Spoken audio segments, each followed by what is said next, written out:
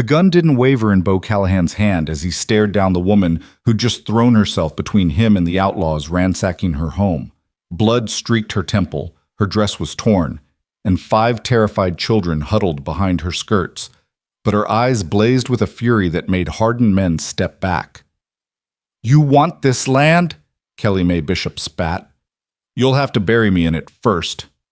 Bo had come to collect a debt. He hadn't expected to find something worth dying for. Before we dive into this story of frontier justice, unlikely love, and redemption in the wild heart of 1887 Wyoming, I want to invite you to stay with us until the very end, because what happens between this wealthy rancher and defiant widow will surprise you. And please, drop a comment telling me what city or country you're watching from. I love seeing how far these stories travel, connecting us across the miles. Now, let's begin. The August sun beat down on Dry Creek Valley like a blacksmith's hammer on an anvil, turning the Wyoming prairie into a shimmering sea of gold and dust. The year was 1887, and mercy was as scarce as water in a drought year. Bo Callahan knew this better than most. He'd learned it the hard way, through betrayal, through loss, through watching good men die over a handshake that meant nothing when times got hard. That's why Bo didn't believe in second chances anymore. He sat tall in his saddle, a man carved from the same unforgiving stone as the Wind River Mountains behind him. At 34, Bo Callahan was the wealthiest rancher in 3 counties, with 10,000 head of cattle bearing his brand and more land than some eastern states. His shadow fell long across Wyoming territory, and when Bo Callahan came calling, even sheriffs made themselves scarce. Today, he rode with 2 purposes: collect the $800 debt owed by the late Samuel Bishop, and foreclose on the 160 acres that would complete his control of the valley's water rights. Business. Cold, clean, necessary business. Behind him rode his foreman, Jack Devereaux, a leathery Texan who'd been with Bo since the trail driving days, and 2 ranch hands, Miller and Crane. Young men hardened by frontier life. They were armed, not for violence, but because a man who traveled unarmed in Wyoming territory was a fool, and Bo Callahan was nobody's fool. "Boss," Jack said, pulling his horse alongside Bo's big roan gelding, "you sure about this? Word in town is the Bishop woman's got 5 young'uns and not a penny to her name. Been 2 months since Sam died." Bo's jaw tightened, but his eyes never left the horizon where a thin column of smoke rose from a weathered homestead. "A debt's a debt, Jack. Sam Bishop borrowed that money knowing full well what he was signing. I didn't write those terms in invisible ink." "I know that. Just saying, you saying I should let $800 walk away because a man was fool enough to die before he paid me back? That's $800 of seed money I loaned him in good faith. Faith he repaid by drinking half of it and planting the other half too late in the season." Bo's voice was flat, emotionless. "Every rancher in this valley is watching what I do here, Jack. I let one debt slide. I'll have a line of sob stories from here to Cheyenne." Jack nodded slowly, but his eyes held doubt. He'd known Bo Callahan for 12 years, and the man he'd met back in '75 had been different. Harder, yes, but with a streak of optimism that frontier life hadn't yet beaten out of him. That man had believed in fresh starts and the basic goodness of people. Then Catherine happened. Catherine Morehouse, the banker's daughter from Laramie, beautiful as a painted sunset and twice as fleeting. Bo had courted her for 2 years, built a ranch house fit for a queen, filled it with furniture shipped from St. Louis and carpets from San Francisco. He'd even bought a piano she'd never learned to play. 3 weeks before their wedding, Bo had ridden home early from a cattle drive to surprise her. The surprise had been on him. He'd found Catherine in his own parlor, in the arms of a traveling whiskey salesman named Thomas Garrett, a man with smooth hands, smooth words, and not a callous or honest dollar to his name. Catherine hadn't apologized. She'd laughed. "Did you really think I'd spend my life on this God-forsaken prairie, Bo? Playing house in the wilderness? Thomas is taking me to San Francisco. We leave tomorrow." They'd left with $15,000 from Bo's safe, money Catherine had learned the combination to during one of those long evenings when Bo had foolishly trusted her with his business. He'd tracked them as far as Denver before the trail went cold. The money was gone. Catherine was gone. And something in Bo Callahan had died that day, turned to ash and blown away across the prairie. After that, Bo stopped believing in goodness. He believed in contracts, in ledgers, in the cold clarity of numbers that didn't lie or betray. He built his empire on iron rules: pay your debts or lose your land. It made him wealthy. It made him powerful. It made him respected and deeply alone. But Bo told himself alone was better. Alone was safer. The Bishop homestead came into view as they crested a low rise. Bo's practiced eye took in the details automatically. House badly in need of paint, roof patched with mismatched boards, fences leaning like drunks after Saturday night. But the fields surprised him. Golden wheat planted late but grown thick and healthy, bent and swayed in the breeze like an inland ocean. A month from harvest, maybe less. "That's decent wheat," Miller observed. "Better than decent." It was. Samuel Bishop might have been a drunk and a fool, but he'd known good land when he'd claimed it. This 160 acres sat on the gentlest slope in the valley, with a spring-fed creek running through it year-round. Perfect farming land, or perfect grazing for the cattle Bo planned to run here once he owned it. As they approached, Bo noticed other details. A kitchen garden, carefully tended, thick with vegetables. Chickens scratching in a well-maintained coop, a milk cow in the barn looking fat and healthy. Clothes hanging on a line, all of them clean but worn thin and carefully patched. The place was poor, but it wasn't neglected. "Somebody's working hard here," Jack muttered. Bo didn't answer. He swung down from his saddle and handed the reins to Miller. "You boys wait here. This won't take long." He walked toward the house, his boots kicking up small clouds of dust. The front door stood open to catch the breeze, and through the entrance Bo could see a rough wooden table, mismatched chairs, and walls bare of decoration except for a single faded daguerreotype. "Mrs. Bishop," Bo called out. "It's Bo Callahan. I need a word." For a moment, nothing. Then movement in the doorway, and Bo Callahan, who prided himself on being unsurprised by anything, felt something shift in his chest. The woman who stepped into the sunlight was not what he'd expected. Kelly Mae Bishop couldn't have been more than 26 or 27, though her eyes held the weariness of someone twice that age. She was small, couldn't have weighed more than 100 pounds soaking wet, with dark hair pulled back in a braid that hung past her shoulders. Her dress was faded calico, patched at the elbows and hem, and her feet were bare, dusty from the dry earth. But it was her eyes that caught Bo off guard. Hazel green, shot through with gold, they blazed with an intensity that made him take an involuntary step back. This was not the broken, pleading widow he'd imagined. This was a woman who'd looked at hardship and spit in its eye. "Mr. Callahan," she said, her voice steady despite the way her hands clenched the doorframe. "I've been expecting you." Behind her, Bo caught movement, children peeking around the furniture, 5 pairs of wide eyes and thin, hungry faces. The oldest couldn't have been more than 8, the youngest still in swaddling. Bo removed his hat, old habits of frontier courtesy too ingrained to abandon even now. "Mrs. Bishop, I've come about the matter of your late husband's debt." "Samuel's debt," she corrected, and there was iron in those 2 words. "Not mine." "The debt transfers with the land, ma'am. When your husband borrowed that money, he signed over the deed as collateral. I'm sure you understand." "I understand that my husband was a fool." Kelly's voice cut through his practiced speech like a knife through butter. "I understand that he borrowed money without telling me, drank away half of it at Miller's saloon, and planted the other half so late the wheat barely made it before the first frost. I understand all of that, Mr. Callahan. What I don't understand is why you'd come to collect from a woman with 5 children and a husband barely cold in his grave." "It's been 2 months. 8 weeks and 3 days, Kelly said. "But who's counting?" Bo felt his jaw tighten. This was not going according to plan.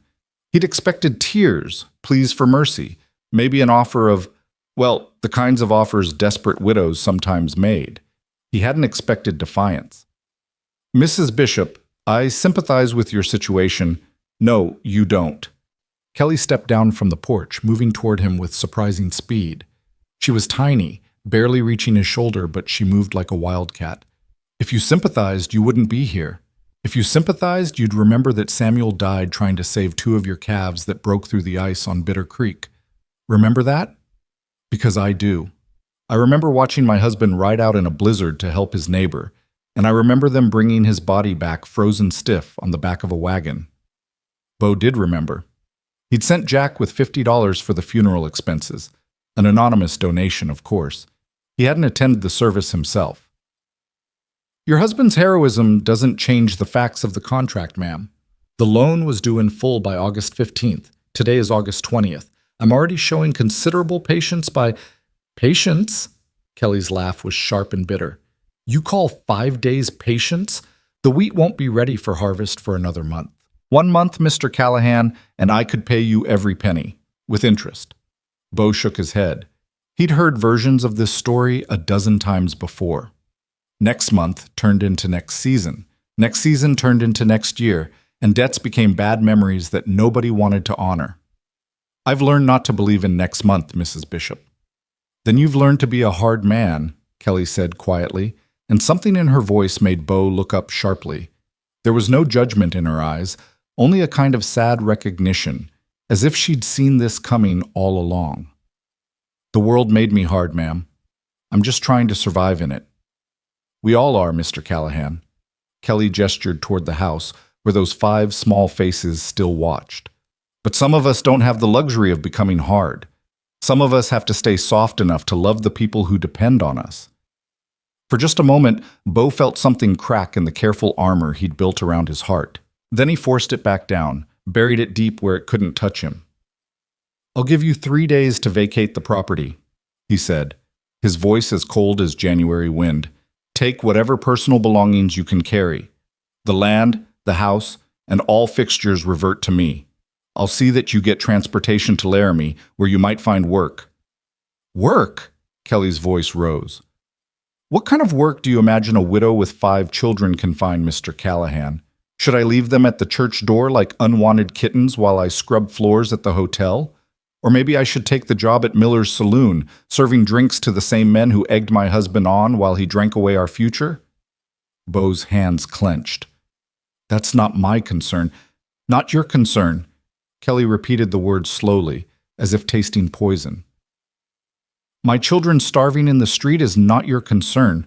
My eldest daughter, Sarah, who's 8 years old and hasn't had a new dress in 2 years. Not your concern. My son, Thomas, who's 6 and still wakes up crying for his papa. Not your concern. The twins, Mary and Martha, barely 4 years old, who don't even understand why there's never enough food. Not your concern. And baby James, not yet 1-year-old who never even met the father who died saving your property. Not your concern. She said each child's name like a bullet, and Bo felt every one of them hit home. He'd deliberately avoided learning their names, avoided thinking of them as individual souls with faces and futures. It was easier that way. Mrs. Bishop, 7 days. Bo blinked. What? Kelly moved closer, close enough that he could see the flecks of gold in her hazel eyes, close enough to see the set of her jaw and the desperate determination in every line of her face. Give me 7 days, Mr. Callahan. 7 days to bring in the wheat harvest. I've already arranged with Thomas Pritchard at the grain elevator. He'll buy the wheat at market price and pay me in cash. 7 days, and I can pay you $400. That's half the debt. I'll sign a new note for the rest, payable after next year's harvest. You expect me to wait another year? I expect you to show the same mercy the Lord showed you when you were building your empire, Kelly shot back. Or have you forgotten those early years? When you were running cattle on borrowed money, 1 bad winter away from losing everything? Who extended your credit then, Mr. Callahan? Who believed in you when you were just another cowboy with big dreams and empty pockets? Bo's jaw worked. She'd done her research. Yes, there had been lean years, desperate years, when his entire future hung on the faith of a few businessmen who'd taken a chance on a young man with more ambition than sense. That was different, he said, but his voice lacked conviction. Was it? Kelly's eyes bored into his. You're a wealthy man now, Mr. Callahan. You have more land and cattle than you know what to do with. This 160 acres, it's everything to me. It's my children's future, their only inheritance from a father who died too young. To you, it's just another property line on a map. It's prime grazing land.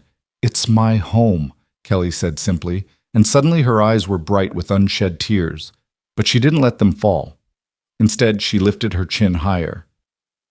7 days is all I'm asking. Is your heart so hard that you can't give a widow 1 week to save her children from poverty? Bo opened his mouth to refuse. The word no formed on his lips. He'd built his entire post-Catherine life on refusing exactly these kinds of emotional appeals, on maintaining the cold distance that protected him from being hurt again. But then, a small voice spoke from the doorway. "Mama? Is the bad man going to take our house?" Bo turned to see a little girl, no more than 6 years old, peeking around the doorframe. She had her mother's hazel eyes and a mass of tangled dark curls. Her dress was too small, showing thin ankles and wrists that looked like they'd snap in a strong wind. She clutched a cornhusk doll missing one arm. Kelly's face transformed, the hard defiance melting into gentle tenderness. "Go inside, Martha. Mama's talking to Mr. Callahan about grown-up things." "But Sarah said the bad man wants our house. She said we'll have to live in the wagon like the Johnsons did before they went away." The child's lower lip trembled. "I don't want to live in a wagon, Mama. It's cold at night." "We're not going to live in a wagon, Sweet Pea. Now go on. Watch baby James for me, will you? You're such a good helper." The child retreated reluctantly, and Kelly turned back to Bo. But something had changed in her face. The defiance was gone, replaced by raw, naked pleading. 7 days, she whispered. "Please. If you have any mercy in you at all, any memory of what it's like to hope for something better, give me 7 days. Bo looked at her, really looked at her for the first time. Past the worn dress and bare feet, past the too thin frame and work-roughened hands. He saw the dark circles under her eyes that spoke of sleepless nights, the calluses on her palms from work no woman should have to do alone. The way she held herself, straight-backed, despite the weight of the world on her shoulders. Kelly Mae Bishop was drowning, and she was asking him for a rope. Every instinct, every lesson learned from Catherine's betrayal screamed at him to refuse, to walk away, to foreclose, to maintain the hard shell that had kept him safe for 7 long years. But that little girl's face, is the bad man going to take our house? Was he the bad man? 7 days, Bo heard himself say, and he wasn't sure who was more surprised, him or Kelly. You have until August 27th at sundown to bring me $400 cash. If you can do that, I'll extend the loan for the remaining $400 payable by next August at standard interest rates. Kelly's hand flew to her mouth, her eyes going wide. You mean it? You'll really… But, Bo interrupted, his voice harsh. If you miss that deadline by even 1 hour, the full amount comes due immediately, and the land reverts to me. No extensions, no excuses. Is that clear? Clear, Kelly breathed. Crystal clear. And you'll sign a new contract drawn up properly, with witness signatures and filed with the county clerk. I won't be having any disputes about terms later on. I'll sign whatever you need. Thank you, Mr. Callahan. Thank you. Kelly's voice broke on the words, and now those tears did fall, tracking clean lines through the dust on her cheeks. You won't regret this, I promise you. Don't promise me anything, Bo said roughly, jamming his hat back on his head. Just get that wheat harvested. You'll need help. I can manage. No, you can't. Not alone. The wheat's too thick and you've got no hands to hire. Bo ran calculations in his head, old rancher instincts taking over. You'll need at least 3 strong backs to bring it in before the weather turns, and you'll need equipment you don't have. Kelly's face fell. I can't afford to hire help, Mr. Callahan. Every penny I have is going into that wheat harvest. I'll manage somehow. I didn't say hire, Bo interrupted. I'm staying. Both Kelly and Jack, who'd been listening from horseback, stared at him in shock. Boss? Jack ventured carefully. What exactly are you saying? Bo wasn't entirely sure himself. The words had come out of his mouth before his brain could properly vet them. But now that they were spoken, a strange kind of stubborn pride made him commit to them. I'm saying I'm going to camp here for the next 7 days, make sure the work gets done properly. Make sure my investment is protected. He couldn't quite bring himself to call it charity. I'll help with the harvest. That way I can be certain there are no excuses about not making the deadline. You're going to help me harvest wheat? Kelly's voice was incredulous. You, Bo Callahan, are going to do farm work? I've done plenty of farm work in my day. Bo said defensively. Grew up on a farm in Missouri before I came west. That was 20 years ago. Some things you don't forget. Bo turned to Jack. You and the boys head back to the ranch. Tell Cookie I'll be out here for the week. Send back supplies, bedroll, food, and have him pack the good scythe from the tool shed, the one with the ash handle. Jack's weathered face split in a grin. Boss, this is the damnedest thing I've ever seen you do, and I was there when you rode that bronc on a $50 bet and broke 3 ribs. Just do it, Jack. Sure thing, boss, sure thing. Jack wheeled his horse around, still grinning like a fool. Come on, boys. Let's leave Mr. Callahan to his investment protection. As the 3 riders disappeared over the rise, leaving a trail of dust hanging in the still air, Bo and Kelly stood in awkward silence. The reality of what he'd just committed to was starting to sink in, and Bo felt a flutter of something uncomfortably close to panic. What the hell had he just done? Mr. Callahan, Kelly said softly, and when he looked at her, her eyes were full of something that made his chest ache. Gratitude, hope, and a fragile trust that felt like a physical weight settling on his shoulders. I don't know what changed your mind, but I want you to know you're not a bad man. Whatever you think about yourself, whatever made you so hard, you're not a bad man. Bo wanted to tell her she was wrong. Wanted to explain about Catherine, about all the ways he'd learned that trust was a fool's currency and mercy a luxury he couldn't afford. Instead, he just nodded once, curtly, and looked away toward the fields of wheat rippling in the breeze. I'll set up camp by the creek, he said. Out of your way. You've got children to feed and work to do. I'll start on the fence repairs tomorrow. They're a hazard as they are. Mr. Callahan, and stop thanking me, Bo added, more harshly than he intended. This is business. Just business. Don't make it into something it's not. But as he walked back to his horse to retrieve his saddlebags, Bo couldn't shake the feeling that he'd just stepped onto a path he didn't understand, one that led somewhere far from the safe, cold world he'd built for himself.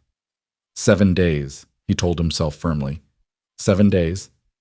And then he'd ride back to his big empty house and his ledgers and his carefully ordered life. 7 days. What could possibly change in 7 days? That first evening, Bo made camp by the creek as promised, about 50 yards from the main house, close enough to be available if needed, far enough to maintain proper distance. He unsaddled his horse, picketed it on good grass, and laid out his bedroll under the spreading branches of an ancient cottonwood tree.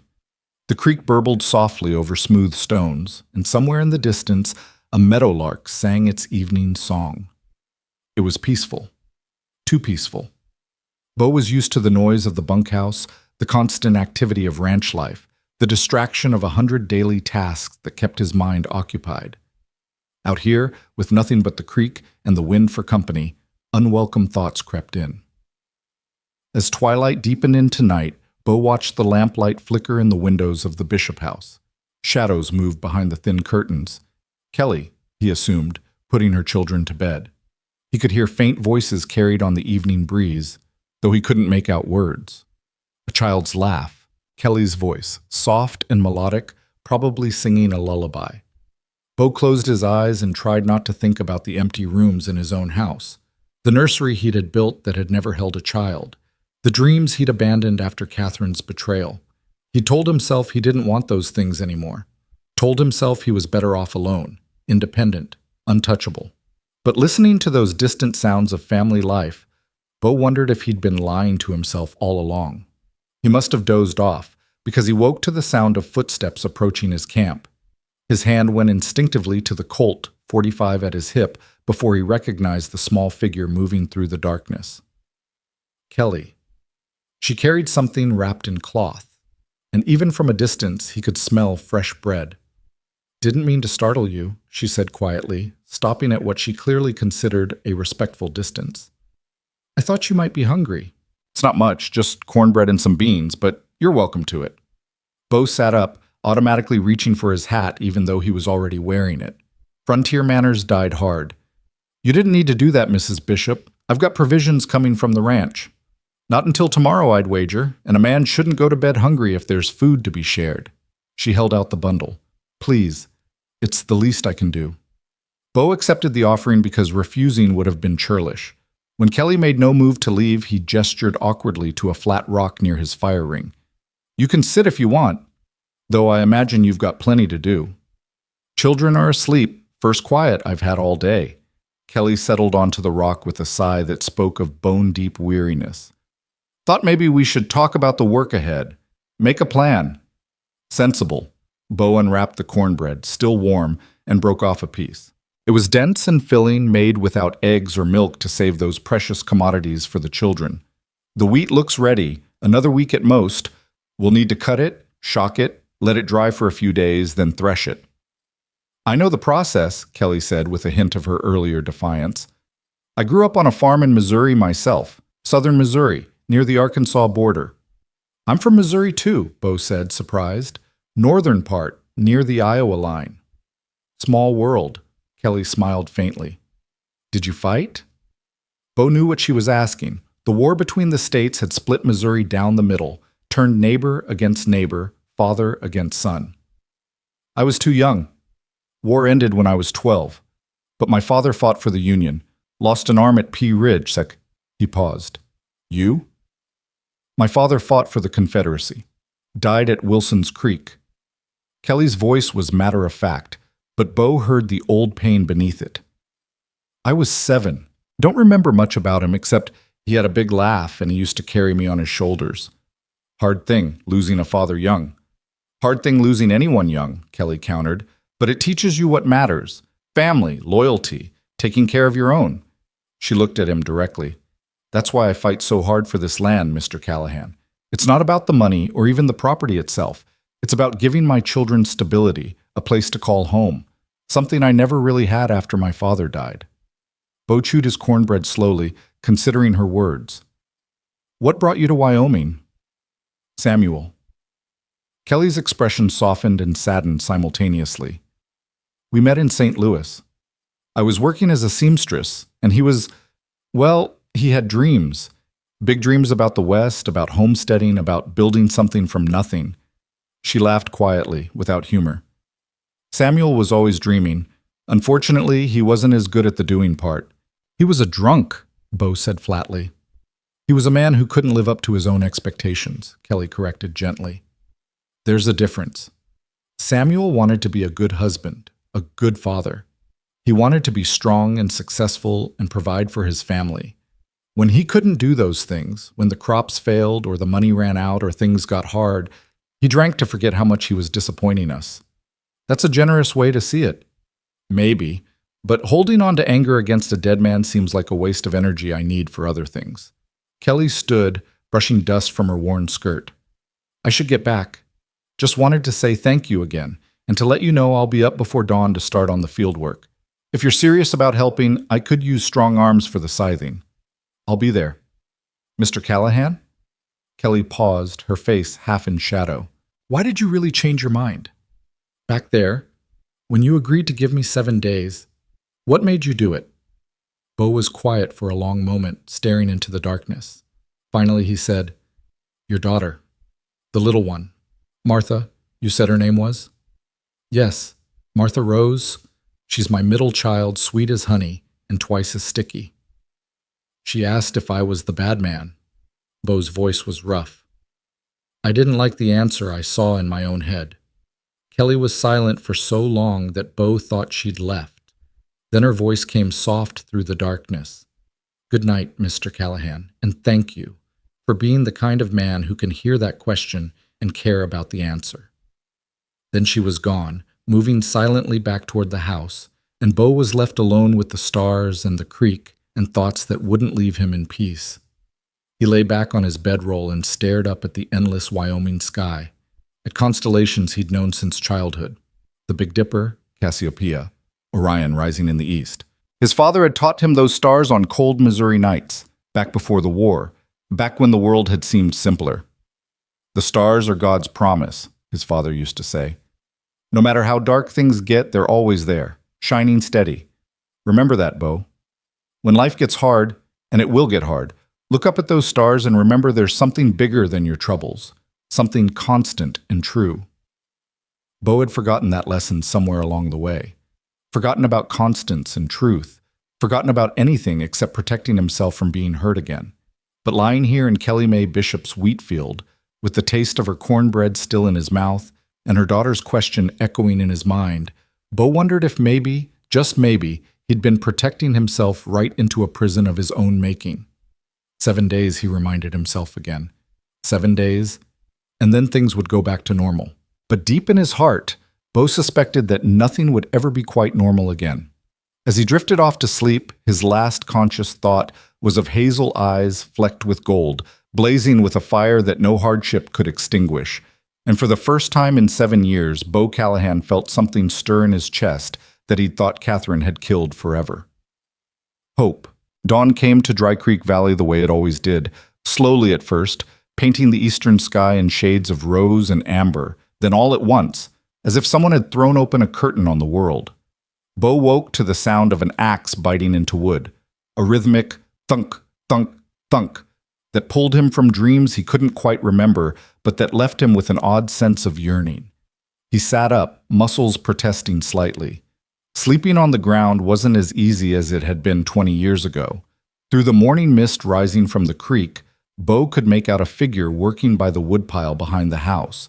Kelly, her dark braid swinging as she brought the axe down again and again, splitting firewood with practiced efficiency. Bo checked his pocket watch. 5:15. The woman had been up for at least an hour, maybe more, judging by the neat stack of split wood already accumulated. He rolled up his bedroll, splashed cold creek water on his face, and walked toward the house, his boots crunching on the frost-touched grass. Kelly didn't hear him approach over the sound of her own labor. Bo watched for a moment as she set another log on the chopping block, raised the axe, too high, wrong angle, he noted automatically, and brought it down. The blade bit into the wood but didn't split it clean through. She had to wiggle it free and strike again. "You're going to hurt yourself swinging like that," Bo said. Kelly spun around, axe still in hand, and for a moment they faced each other across the woodpile. The wealthy rancher and the desperate widow, both up before sunrise, both too stubborn to admit they were in over their heads.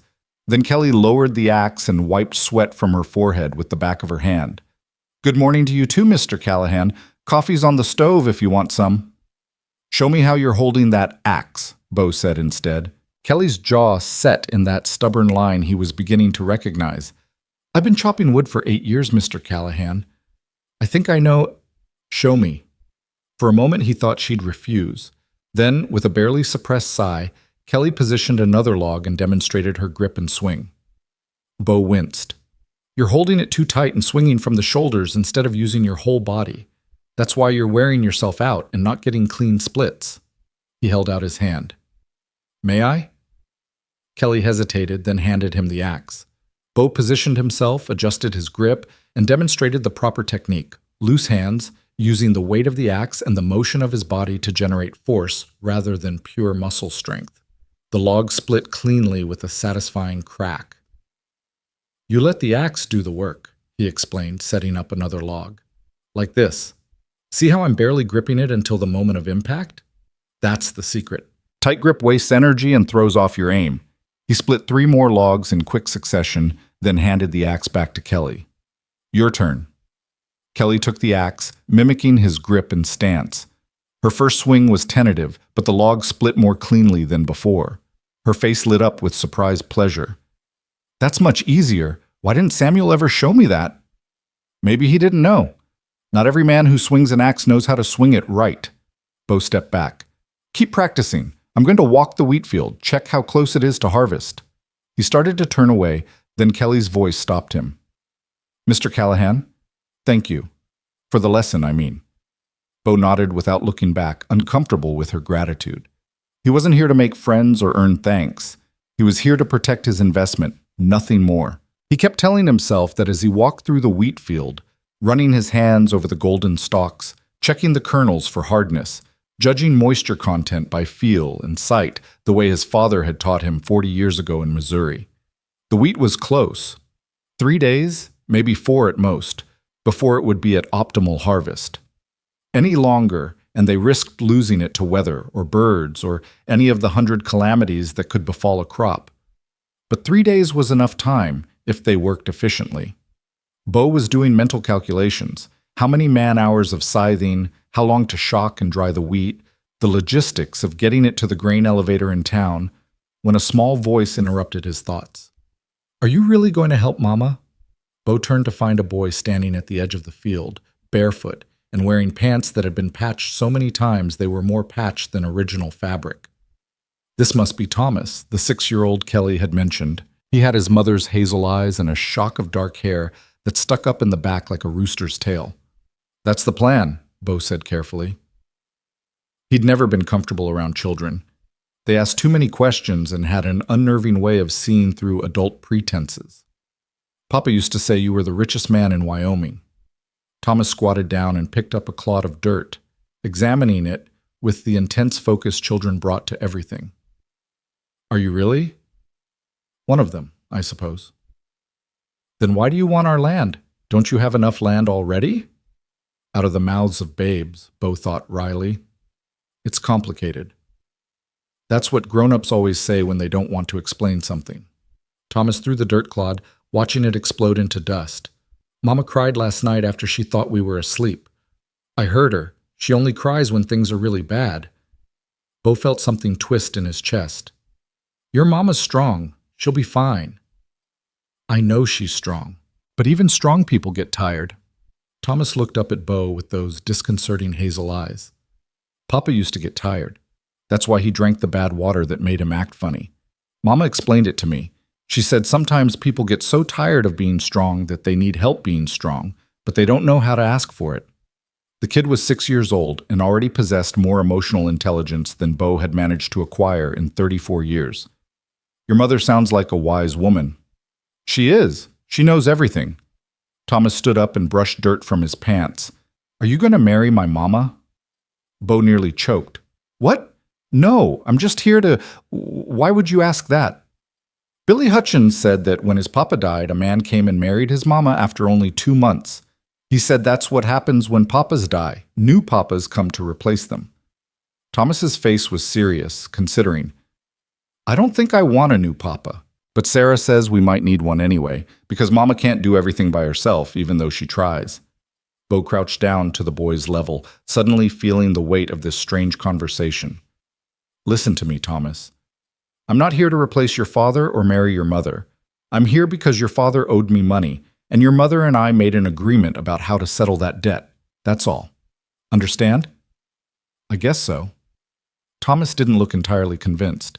"But if you were going to marry Mama, I'd want you to know that she likes wildflowers, especially Indian paintbrush, and she gets scared during thunderstorms, but pretend she doesn't because she doesn't want us to be scared.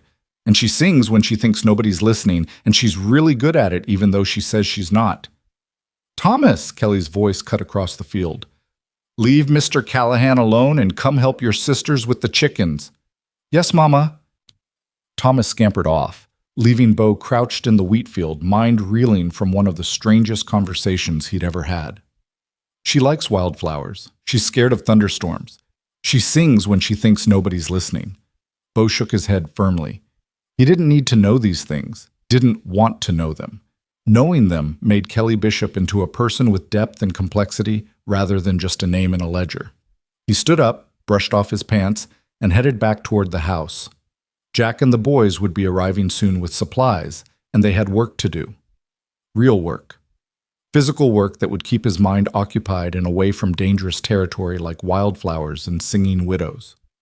But as he walked through the golden wheat, Bo couldn't quite shake the image Thomas had painted. Kelly crying silently in the dark after her children were asleep, bearing her burdens alone because she had to be strong for everyone else. Bo knew something about that kind of loneliness. He'd been living it for 7 years. By mid-morning, Jack had arrived with supplies, bedroll, provisions, tools, and the good scythe Bo had requested. The foreman took one look at Bo's face and wisely kept his observations to himself, though his eyes gleamed with suppressed amusement. "Anything else you need, boss?" Jack asked, unloading a sack of coffee beans. "No, head back to the ranch. Check on the north pasture. Those heifers should be ready to move to fresh grass." Bo paused. "And Jack? Not a word about this to anyone. Understand? About you playing farmer for a week? Wouldn't dream of mentioning it, boss. Jack's grin belied his words. Though I expect Cookie's going to have questions when I tell him where you are. Tell Cookie to mind his own business. Sure thing. Jack mounted his horse, then looked back with unusual seriousness. Boss? For what it's worth, I think you're doing the right thing here. Before Bo could respond, Jack had spurred his horse into a trot, leaving Bo alone with his uncomfortable thoughts and a side that suddenly seemed to weigh more than it should. The rest of that first day established a pattern that would hold for the next several days. Bo worked on fence repairs while Kelly continued her endless round of chores, cooking, cleaning, tending the garden, caring for the children, managing the animals. They moved around each other like cautious dancers, polite but distant, each hyper-aware of the other's presence. But small things kept happening that eroded that careful distance. On the second morning, Bo found a plate of biscuits waiting by his campsite, still warm from the oven. That afternoon, when he hammered his thumb while fixing a fence post, Kelly appeared with a tin of salve and clean bandages, her touch gentle and efficient as she wrapped his injury. You should be more careful, she said. I'm out of practice, Bo admitted, flexing his thumb. Been a while since I did this kind of work myself. The privilege of wealth, Kelly observed, but there was no bitterness in her tone, just a statement of fact. The isolation of wealth, Bo corrected without thinking. Then, realizing what he'd revealed, he stood abruptly. Thank you for the bandage. Kelly stood too, studying his face with those two perceptive eyes. You're lonely. I'm fine. Those two things aren't mutually exclusive. Kelly gathered up her supplies. You can be fine and still be lonely, Mr. Callahan. In fact, I think sometimes being fine is just another word for being alone without complaining about it. She walked away before Bo could formulate a response, leaving him standing by the fence with a bandaged thumb and a chest that felt oddly tight. That evening, as Bo sat by his campfire eating beans straight from the can, he heard singing drifting from the house. Kelly's voice, clear and sweet, carrying the melody of an old hymn. Come thou fount of every blessing. Bo found himself frozen, spoon halfway to his mouth, listening. Thomas had been right. She was really good at it. On the third morning, Bo woke to find small footprints in the damp earth near his campsite and a handful of wildflowers laid carefully on a flat rock near his bedroll. Indian paintbrush, their red-orange blooms bright against the gray stone. Bo stared at those flowers for a long moment, throat tight. Then he carefully picked them up and tucked them into his shirt pocket before anyone could see. It was also the third morning that brought the first real test of their fragile truce. Bo was sharpening the scythe when he heard Kelly cry out in alarm. He dropped everything and ran toward the sound, hand going automatically to his gun, expecting danger, outlaws, wild animals, any of the 100 threats that plagued frontier life. Instead, he found Kelly frozen in place near the chicken coop, her face pale with terror. On the ground, not 5 feet from where her youngest daughter, Martha, with her corn-husk doll, played in the dirt, was a prairie rattlesnake coiled and buzzing its warning. Time seemed to slow down. Bo saw it all with crystalline clarity. The snake, its rattles vibrating in agitation. Martha reaching toward it with the innocent curiosity of a child who didn't know danger when she saw it. Kelly unable to move forward or call out for fear of triggering the strike. Bo didn't think. He drew and fired in one smooth motion, a skill honed by years on the frontier where the difference between fast and dead was measured in heartbeats. The bullet took the snake's head off cleanly, the body writhing reflexively even as the danger ended. The gunshot shattered the morning quiet. Martha screamed and burst into tears. Kelly rushed forward, scooped up her daughter, and held her tight, shaking visibly. Shh, sweet pea, it's okay. Mama's got you, Kelly murmured over and over, her voice unsteady. You're safe. You're safe. The other children came running, Sarah, Thomas, the other twin Mary, all talking at once, wanting to see the snake, asking if Martha was hurt, creating chaos the way frightened children do. Everyone inside, Bo said firmly, his own heart still hammering from the adrenaline rush. Now, your mother needs a moment. To his surprise, they obeyed, Sarah shepherding the younger ones toward the house with a maturity beyond her 8 years. Bo holstered his gun and approached Kelly slowly, the way he might approach a spooked horse. Mrs. Bishop? Kelly? Kelly looked up at him, and the raw fear in her eyes hit Bo like a physical blow. "I couldn't move," she whispered. "I saw the snake. I saw Martha reaching for it, and I couldn't move. I was paralyzed." What kind of mother freezes when her child is in danger? The kind who's smart enough not to spook a rattler into striking, Bo said firmly. You did exactly right. If you'd rushed forward or yelled, that snake would have bitten her for sure. But I didn't do anything. You saved her. Kelly's voice broke, and suddenly she was crying, great heaving sobs that seemed to come from somewhere deep and painful. I can't do this. I can't keep them safe. I can't harvest the wheat alone. I can't fix the fences. I can't protect them from snakes or hunger or... I can't do this, Bo. I can't. It was the first time she'd used his given name, and hearing it broke something loose in Bo's carefully constructed walls. Without thinking, he stepped forward and pulled her into his arms, letting her cry against his chest while he stood there awkwardly, one hand hovering uncertainly before finally settling on her back in what he hoped was a comforting gesture. You can do this, he said quietly. You're doing this. Every day you're doing the impossible, Kelly. You're raising 5 children alone, keeping a farm running, holding everything together through sheer force of will. The fact that you can't do everything perfectly doesn't mean you're failing. It means you're human. Kelly cried harder, her fingers clutching his shirt like she was drowning, and he was the only solid thing in a churning sea. Bo held her, uncomfortable and uncertain, but unwilling to let go, while the morning sun climbed higher and the chickens clucked obliviously in their coop.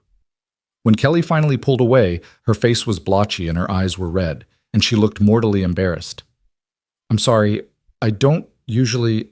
I try not to. Don't apologize, Bo said gruffly. He pulled out his bandana and offered it to her. You're entitled to a moment of fear. God knows you've earned it. Kelly took the bandana and wiped her face. Your shirt is all wet. It'll dry. They stood there in awkward silence for a moment. Then Kelly took a shaky breath and straightened her shoulders, and Bo watched in real time as she rebuilt the walls she'd let down, brick by brick, until she was once again the strong, defiant widow who faced the world without flinching. I should deal with that snake, Kelly said. The meat's good eating if you know how to prepare it. I'll do it, Bo offered.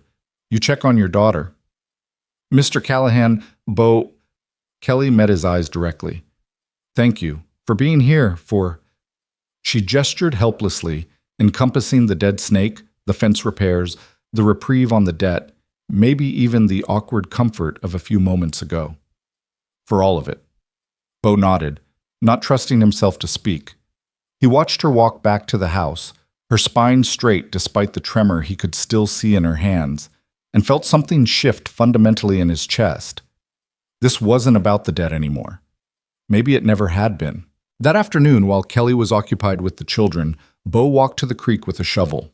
He dug carefully, looking for the right spot, and found what he was seeking, a patch of wild roses growing along the bank, their pink blooms bright against the green.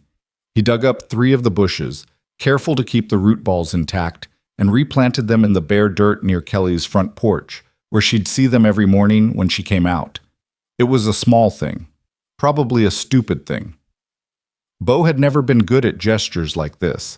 Catherine had always complained that he was too practical, too focused on the tangible and immediate to understand romance. But Kelly wasn't Catherine.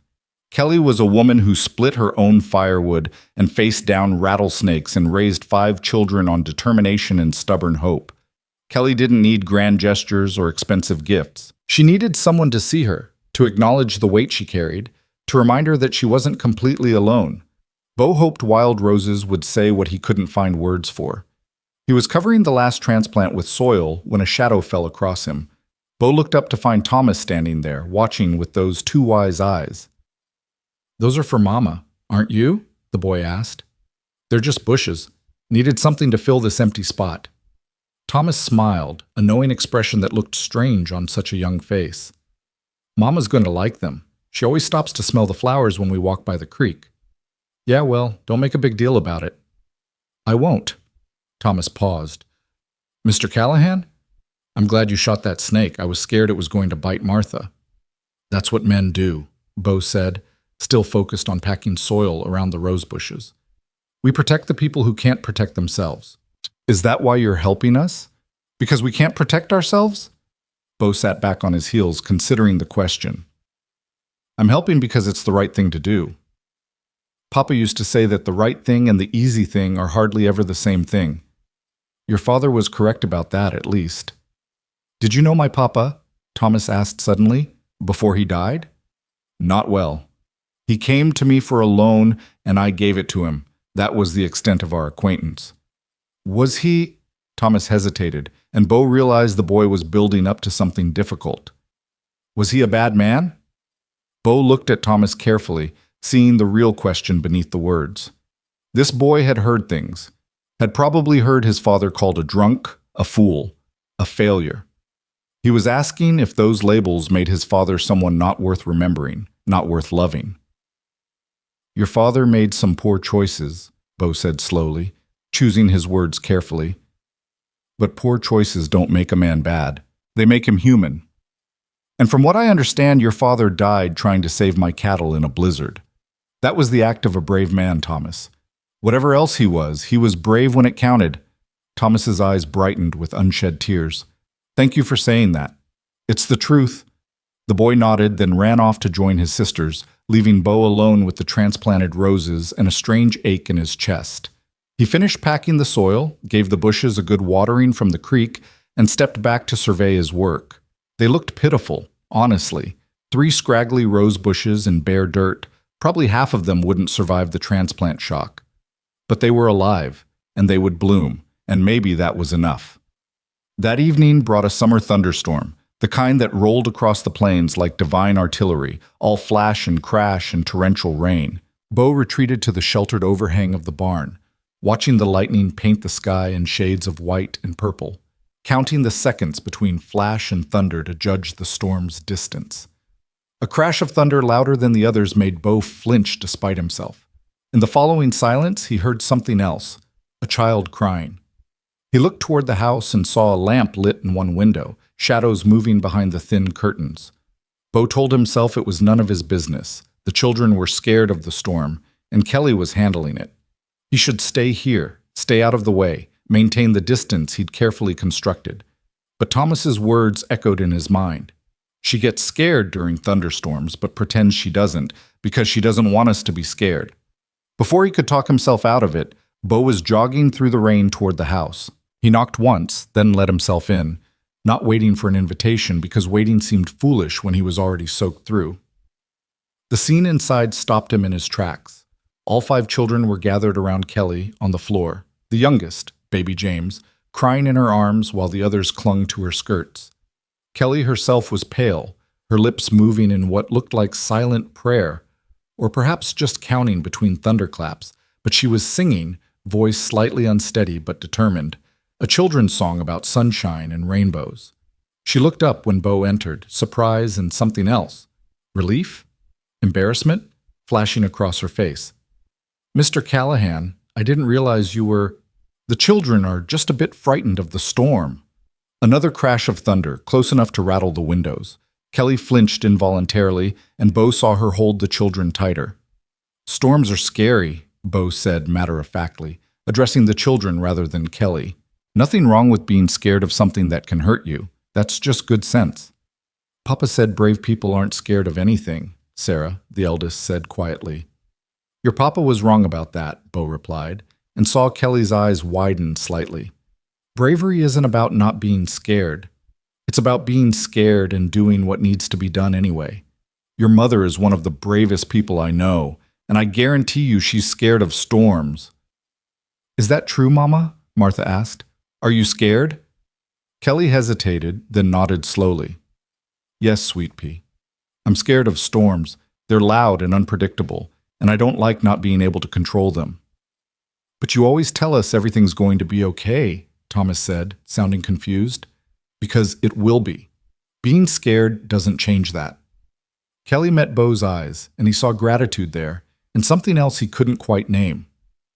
Sometimes the bravest thing you can do is admit you're frightened and keep going anyway. Bo found himself moving closer, drawn by something he didn't fully understand. He settled onto the floor, awkwardly, his long legs folding uncomfortably, and found himself surrounded by children. Martha immediately climbed into his lap without asking permission, her corn-husk doll clutched in one small fist. "Tell us a story, Mr. Callahan," she demanded. "A story about storms." Bo looked helplessly at Kelly, who smiled slightly, the first real smile he'd seen from her in days. "Yes, Mr. Callahan," Kelly said, her eyes dancing despite the fear still visible in their depths. "Tell us a story about storms." So Bo, who hadn't told a story in more years than he could count, found himself talking about a cattle drive he'd been on in '76, when a thunderstorm had spooked the herd and caused a stampede. He told them about the chaos and the danger, but also about how the cowboys had worked together to turn the herd, about the camaraderie and the triumph when they'd finally gotten the cattle under control. He found himself embellishing details, adding dramatic pauses, doing different voices for different characters, things he'd never done before, didn't even know he could do. The children listened with rapt attention, even baby James growing quiet and drowsy in Kelly's arms. By the time Bo finished the story, the storm had passed, rumbling away toward the eastern horizon. The children's fear had been replaced by heavy-lidded sleepiness. "All right, little ones," Kelly said softly. "Time for bed. Thank Mr. Callahan for the story." A chorus of sleepy thank yous filled the room as Kelly shepherded the children toward their beds. All in one room, Bo noticed, probably so they could share body heat during the cold Wyoming winters. Sarah, the oldest, helped with the younger ones, showing that same startling maturity he'd noticed before. Bo stood awkwardly, suddenly aware that he was dripping water all over Kelly's floor, that he'd inserted himself into her family's private moment without real invitation. "I should go. I'm making a mess." "Stay," Kelly said quietly. She'd settled baby James in a cradle near the far wall and was returning to the main room. "Please, just for a few minutes. The rain's still falling, and I'd like to thank you properly." "You don't need to thank me for anything." "I do, though." Kelly moved to the stove and poured 2 cups of coffee from the pot that always seemed to be brewing.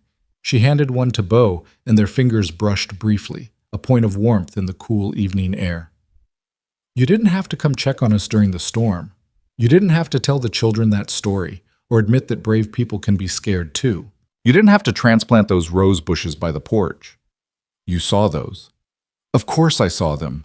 I see everything that happens around here. I have to." Kelly settled into one of the mismatched chairs at the table, gesturing for Bo to take another. "They're beautiful. They'll be even more beautiful next spring when they bloom." "If they survive the transplant," Bo cautioned, sitting carefully. The chair creaked under his weight. "It's late in the season for moving plants." "They'll survive," Kelly said with certainty. "Things that are meant to bloom find a way, no matter how late they're planted or how poor the soil." They sat in silence for a moment, sipping coffee, listening to the soft sounds of rain on the roof and children settling into sleep. It was peaceful in a way Bo hadn't experienced in years, domestic, comfortable, real. "Can I ask you something, Bo?" Kelly's use of his first name had become more natural over the past few days. "Something personal?" Bo tensed slightly. "You can ask. Can't promise I'll answer." "Why are you really here? And don't tell me it's just about protecting your investment. You could have sent Jack or one of your other hands to supervise the harvest. You didn't need to stay yourself." Bo stared into his coffee, watching steam rise in lazy spirals. For a long moment, he considered giving her some version of the lie he'd been telling himself, about business, about debts, about practical concerns. Instead, he found himself saying, "Because your daughter asked if I was the bad man, and I didn't want to be." Kelly was quiet, waiting. 7 years ago, Bo continued, the words coming slowly, painfully, like pulling an arrow from a wound, "I was engaged to be married. Catherine Morehouse. Banker's daughter. Beautiful, refined, everything a man could want, or so I thought. What happened? She betrayed me, left me for another man 3 weeks before our wedding, after cleaning out $15,000 from my safe, money she had access to because I was fool enough to trust her." Bo's hands tightened around the coffee cup. "That's when I learned that trust is a luxury I couldn't afford, that mercy gets you nothing but an empty safe and an empty house." So you decided to become hard, Kelly said softly, to protect yourself from being hurt again. It worked. For 7 years, it worked perfectly. I built an empire, made myself wealthy beyond what I'd ever dreamed, and I did it by following one simple rule. Business is business, sentiment is weakness, and debts must be paid. And then you rode out here to collect on mine.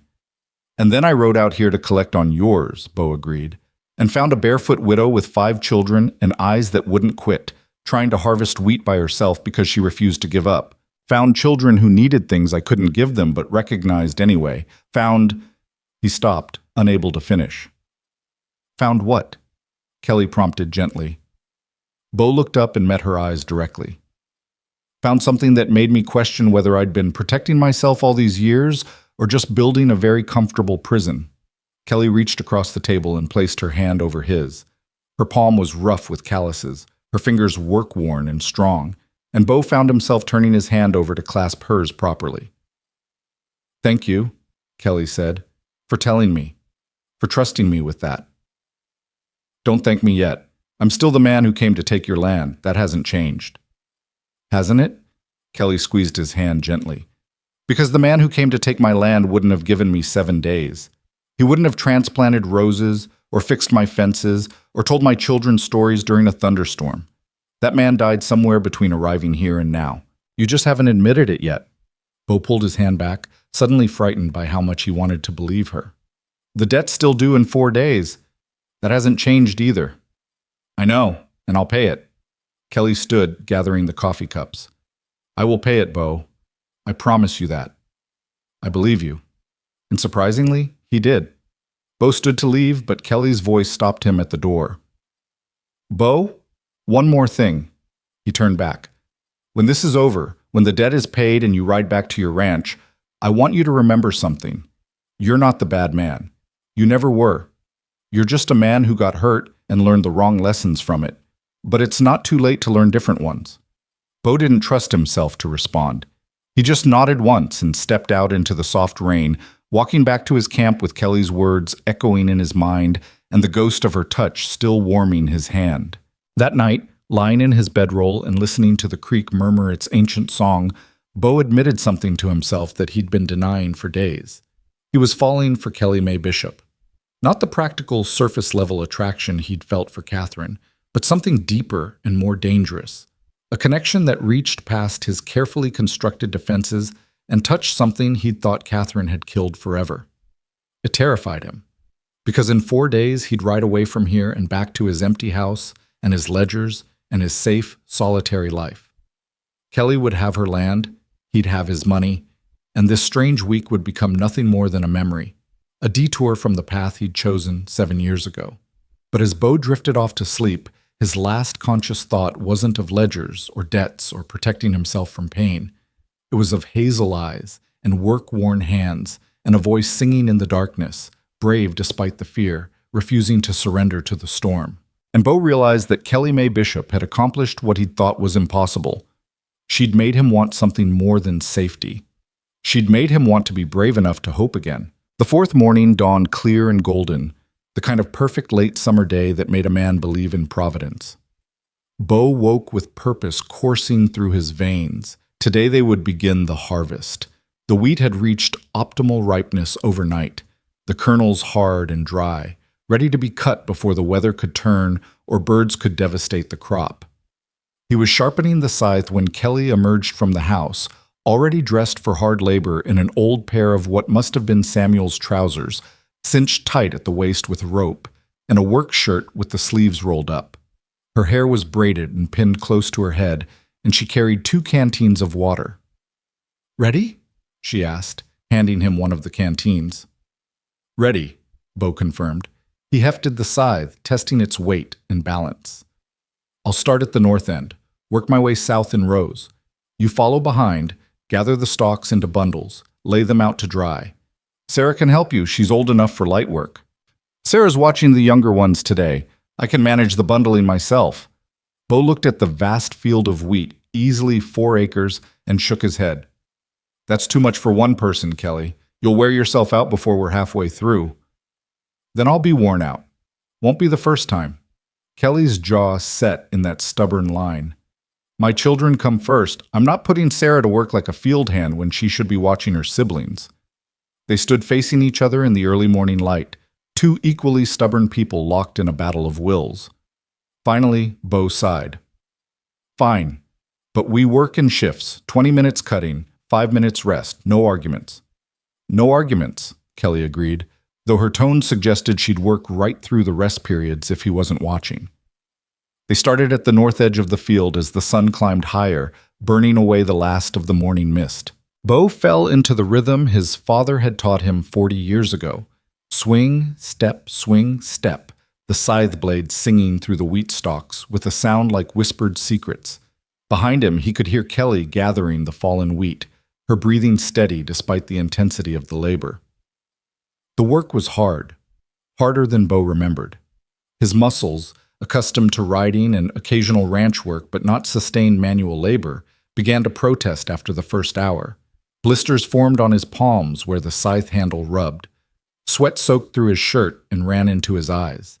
But he kept going, driven by something he couldn't quite name. Pride, maybe? Or the need to prove he was still the man he'd been before wealth had softened him.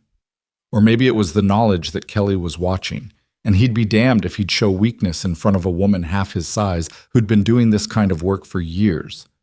By midday, they'd cut nearly half an acre. Bo called a halt for lunch, and Kelly didn't argue this time. She simply collapsed in the shade of the cottonwood tree by the creek, breathing hard, her face flushed with exertion. Here, Bo said, offering her his canteen. Drink. You're going to make yourself sick working in this heat.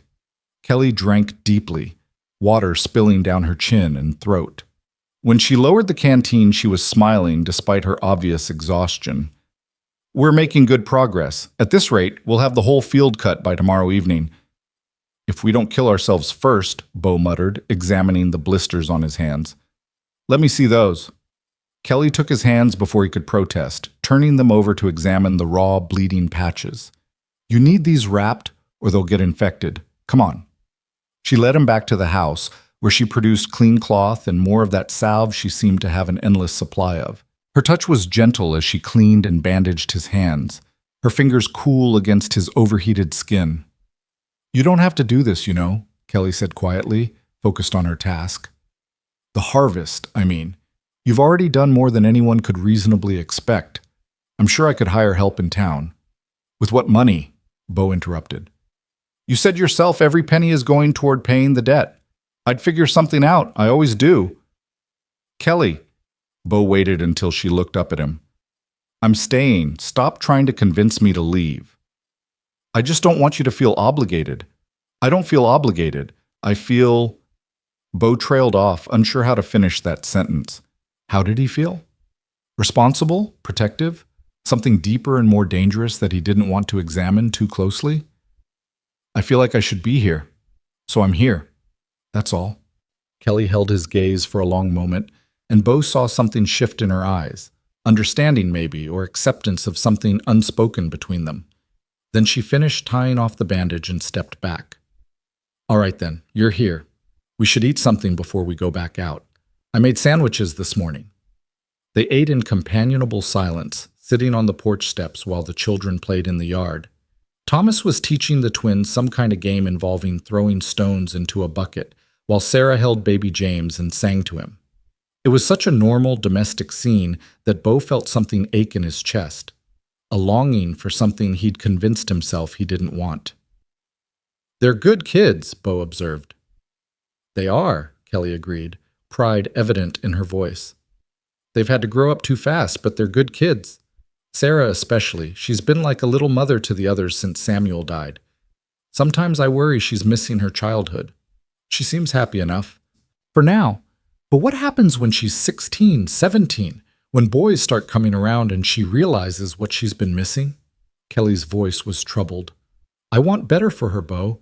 I want better for all of them. That's why I'm fighting so hard for this land. It's not just about having a roof over our heads. It's about having something solid beneath our feet, something they can build on. Before Bo could respond, the sound of approaching horses cut through the afternoon quiet.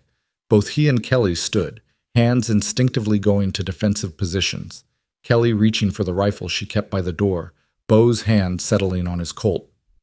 3 riders crested the rise, and Bo recognized them immediately. Frank Miller and 2 of his cronies from the saloon in town. Miller was a bully and a drunk, the kind of man who felt powerful only when he was tearing others down. Bo had thrown him off the Callahan Ranch 2 years ago for mistreating horses, and hadn't missed him since. Well, well, Miller drawled, reining in his horse at the edge of Kelly's property. His eyes moved between Kelly and Bo with calculating malice. Ain't this cozy? The rich rancher and the poor widow playing house. State your business, Miller, Bo said coldly. Then get off this property. Free country, ain't it? Woman's got no husband to tell me otherwise. Miller's gaze slid to Kelly, and Bo felt his jaw tighten at the disrespect in the man's eyes. Heard in town you've been spending nights out here, Callahan. Got folks talking, wondering what kind of arrangement you 2 have worked out regarding that debt. Kelly's face went pale, then flushed with anger. How dare you? I'm just saying what everyone's thinking, Miller interrupted, his tone mock innocent. Wealthy man, pretty widow, convenient way to settle accounts. Hell, maybe Callahan's getting the better end of that deal after all. Bo moved before conscious thought caught up with action. He crossed the distance to Miller's horse in 3 long strides, reached up, and dragged the man from his saddle. Miller hit the ground hard, the air whooshing from his lungs, and before he could recover, Bo had him by the shirt front, lifted half off the ground. You want to repeat that, Miller? Bo's voice was deadly quiet. Because I didn't quite hear you. Thought maybe you said something insulting about Mrs. Bishop, but I must have been mistaken. Because no man with half a brain would be stupid enough to insult a widow in front of me. Miller's eyes widened with fear, but alcohol and bravado made him foolish. Everyone knows what's going on here, Callahan. You can dress it up however you want, but Bo's fist connected with Miller's jaw before the man could finish. Miller went down like a felled tree, blood spraying from his split lip. His 2 companions reached for their guns, but froze when they found themselves staring down the barrel of Bo's Colt, drawn so fast they hadn't even seen him move. Anyone else want to share their opinions? Bo asked pleasantly, though his eyes were chips of ice. The 2 men shook their heads mutely, hands carefully away from their weapons. Good. Now you're going to pick up your friend here, get on your horses, and ride back to town. And on the way, you're going to think real hard about the difference between what you think you know and what you can prove. You're going to think about how Mrs. Bishop is a decent woman trying to provide for her children, and how I'm here because I choose to be, helping a neighbor in need the way any decent person would. Bo holstered his gun and hauled Miller to his feet, then shoved him toward his horse. You're also going to spread the word in town that anyone who has something to say about Mrs. Bishop's reputation can come say it to my face. You tell them Bo Callahan said so. You got that? Miller, still dazed, nodded as his companions helped him into his saddle. Got it. And Miller, I catch you on this property again, or hear one more word of gossip about Mrs. Bishop from your mouth, I won't be so gentle. Clear? Clear, Miller mumbled through his bloodied lip. The 3 men rode off, considerably faster than they'd arrived, leaving Bo standing in the yard with adrenaline still coursing through his veins and his knuckles starting to throb. He turned to find Kelly staring at him, her expression unreadable. You didn't have to do that, she said quietly. Yes, I did. Bo flexed his hand, checking for broken bones. None, but he'd have some bruising by morning. No man talks about you that way. Not while I'm breathing. You realize what you've done, don't you? Kelly's voice was strained. You've just confirmed every ugly rumor that's going around. When word gets back to town that you punched Frank Miller over me, people are going to assume, let them assume whatever they want, Bo interrupted. I know the truth. You know the truth. Anyone whose opinion matters will know the truth. The rest can go to hell. That's easy for you to say. You're a wealthy man. Scandal slides off you like water off a duck. But I'm a widow with 5 children trying to survive in a small town where reputation is everything. If people think Kelly's voice broke. I can't afford to have people think badly of me, Bo. I need this community. I need to be able to hold my head up in church, to have people willing to trade with me, to have my daughters able to make decent marriages someday. You've just made all of that so much harder. The truth of her words hit Bo like a physical blow. He'd been so focused on defending Kelly's honor that he hadn't stopped to think about how his actions might affect her reputation. In trying to protect her, he might have done irreparable harm. "I'm sorry," Bo said, the words inadequate but sincere.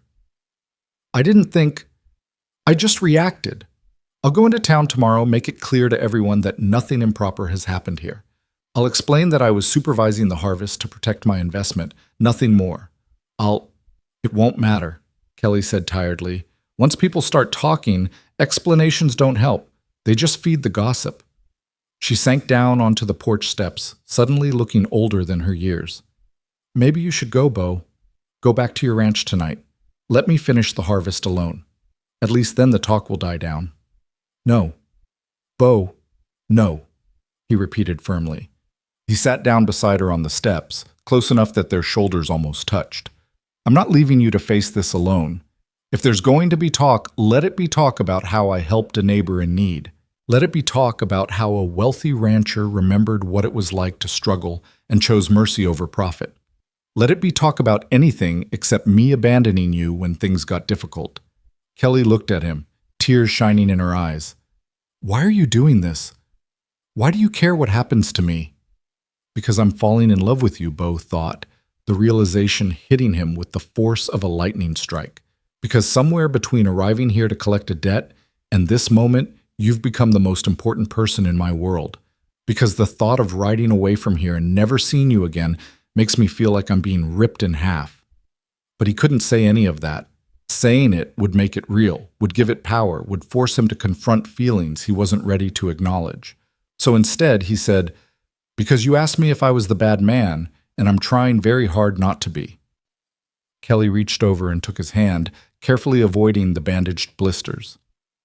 "You're not the bad man, Bo. You're the best man I've ever known, and that terrifies me." "Why does it terrify you?" "Because I'm starting to care about you, more than I should, more than is wise." Kelly's voice dropped to barely above a whisper. "And in 3 days, you're going to ride away from here and back to your life. And I'm going to be left with 5 children and a heart that hurts in a way it hasn't hurt since Samuel died. Only this time it'll hurt worse, because with Samuel I was young and stupid and thought love was enough. But now I'm older and I know better, and I'm choosing to care about you anyway, even though I know how this story ends." Bo squeezed her hand, his throat tight. "Kelly, don't," she interrupted gently. "Don't say anything. Not now. Let's just finish the harvest. Let's just get through these next few days.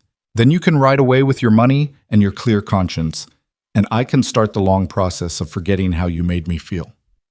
She stood and walked back toward the wheat field without looking back, leaving Bo sitting on the porch steps with his hand still warm from her touch and his heart in pieces. They worked in silence for the rest of the afternoon, the easy camaraderie of the morning replaced by a tense awareness of everything unspoken between them. By the time the sun began to set, they'd cut nearly 3/4 of the field, and both of them were stumbling with exhaustion. "That's enough for today," Bo said, his voice hoarse from the heat and dust. "We'll finish tomorrow." Kelly nodded wordlessly and trudged back to the house. Bo watched her go, then made his way to his camp by the creek. He stripped off his shirt, wet with sweat, and dunked his head in the cold water, trying to clear his thoughts. He was in love with Kelly Mae Bishop. There was no point denying it anymore. She'd worked her way past every defense he'd built, every lesson he'd learned from Catherine's betrayal. Kelly with her stubborn pride and gentle strength, her fierce love for her children, and her refusal to surrender to circumstances that would have broken a lesser person. But what did that change? He was still a wealthy rancher with a big empty house and a reputation to maintain. She was still a widow with 5 children and a farm to run and a community she needed to survive. There was no future where their worlds merged without one of them sacrificing everything they'd built. Bo dried himself off and pulled on a clean shirt, then sat by his fire and tried to eat beans he couldn't taste. As darkness fell, he noticed storm clouds building on the western horizon, their tops lit by the dying sun like mountains of copper and gold. Another storm coming. He wondered if Kelly was preparing the children, singing them songs to ease their fear. He wondered if she was scared herself, counting the seconds between lightning and thunder, pretending to be brave. Bo was still watching the approaching storm when he heard footsteps. He turned to find Sarah, Kelly's eldest daughter, standing at the edge of his camp. She looked nervous but determined, her thin arms wrapped around herself. Mr. Callahan, can I talk to you? Of course, come sit. Bo gestured to a log he'd pulled near the fire. Is something wrong? Is your mother? Mama's fine. Well, not fine. She's crying again. She thinks we can't hear her, but I can. Sarah sat down, her young face troubled. I heard what that man said today. The mean one you hit. I heard what he said about Mama and you. Bo's stomach sank. Sarah, I want you to know. I know it's not true, Sarah interrupted. I know you're just helping us with the harvest. But other people don't know that, and they're going to say mean things about Mama. They already do sometimes, in town. I hear them when they think I'm not listening. What do they say? Bo asked, though he wasn't sure he wanted to know the answer. They say she's too proud for a widow, that she should have taken charity when it was offered, or should have moved in with her sister in Laramie. They say she's teaching her children to be proud too, like that's a bad thing. Sarah's voice trembled with suppressed anger. They don't understand that Mama works so hard because she loves us. Everything she does is for us. And now people are going to say even worse things, and it's not fair. Bo studied the girl, 8 years old and already carrying the weight of adult concerns. You're right, it's not fair. But life rarely is, Sarah. The question is what we do about unfairness when we encounter it. What can we do? We can't stop people from talking. No, but we can live our lives in a way that makes their talk meaningless. Your mother knows who she is, a strong, decent woman doing her best to raise her children right. That knowledge is more powerful than any gossip. Bo paused, choosing his words carefully. And I can make sure everyone in town knows that nothing improper has happened here, that I was simply helping a neighbor in need. Will they believe you? The ones who matter will, the ones who don't. Bo shrugged. Their opinions aren't worth your mother's worry. Sarah was quiet for a moment, staring into the fire. Then she asked, Do you love my mama, Mr. Callahan? Bo felt like he'd been punched. Sarah, it's okay if you do. I think I'd like it if you did. Sarah looked at him with eyes far too old for her face. Mama's been sad for a long time. Even before Papa died, she was sad. Papa wasn't always nice to her, especially when he drank the bad water. But you're nice to her. You look at her like she matters. She does matter, Bo said quietly. Very much. Then why are you going to leave? The question hung in the air between them, unanswerable because Bo didn't have a good answer. Why was he planning to leave? Because it was safe? Because staying would require him to change everything about the life he'd built? Because loving Kelly meant risking the kind of pain he'd sworn never to feel again? It's complicated, Sarah. That's what grown-ups always say when they're making things harder than they need to be. Sarah stood up, brushing dirt from her worn dress. I should get back. Just wanted you to know that if you decide to stay, if you decide you want to be part of our family, that would be okay with me. I think it would be okay with all of us. She walked away before Bo could respond, leaving him staring into the fire with his heart in turmoil and his carefully ordered world crumbling around him. The storm hit around midnight, and it was fierce. Bo lay in his bedroll under the barn's overhang, listening to thunder that sounded like the end of the world and watching lightning that turned night into stuttering day. The wind howled across the prairie, tearing at anything not secured, and rain fell in sheets so thick Bo couldn't see the house through it. Then he heard it, a loud crack followed by a crash. Something had fallen. Something big. Bo grabbed his hat and coat and ran toward the sound, squinting through the rain. As lightning flashed, he saw what had happened. A section of the barn roof had torn loose, the old boards and shingles no match for the wind. The horses inside were screaming in panic, and Bo could see Kelly's milk cow trying to break free from her stall. He didn't hesitate. Bo ran into the barn, immediately soaked from the rain pouring through the damaged roof. The animals were in a panic, eyes rolling white, hooves striking at anything nearby. Bo started with the cow, talking to her in low, soothing tones as he unlatched the stall and guided her out toward the back door that opened into a paddock.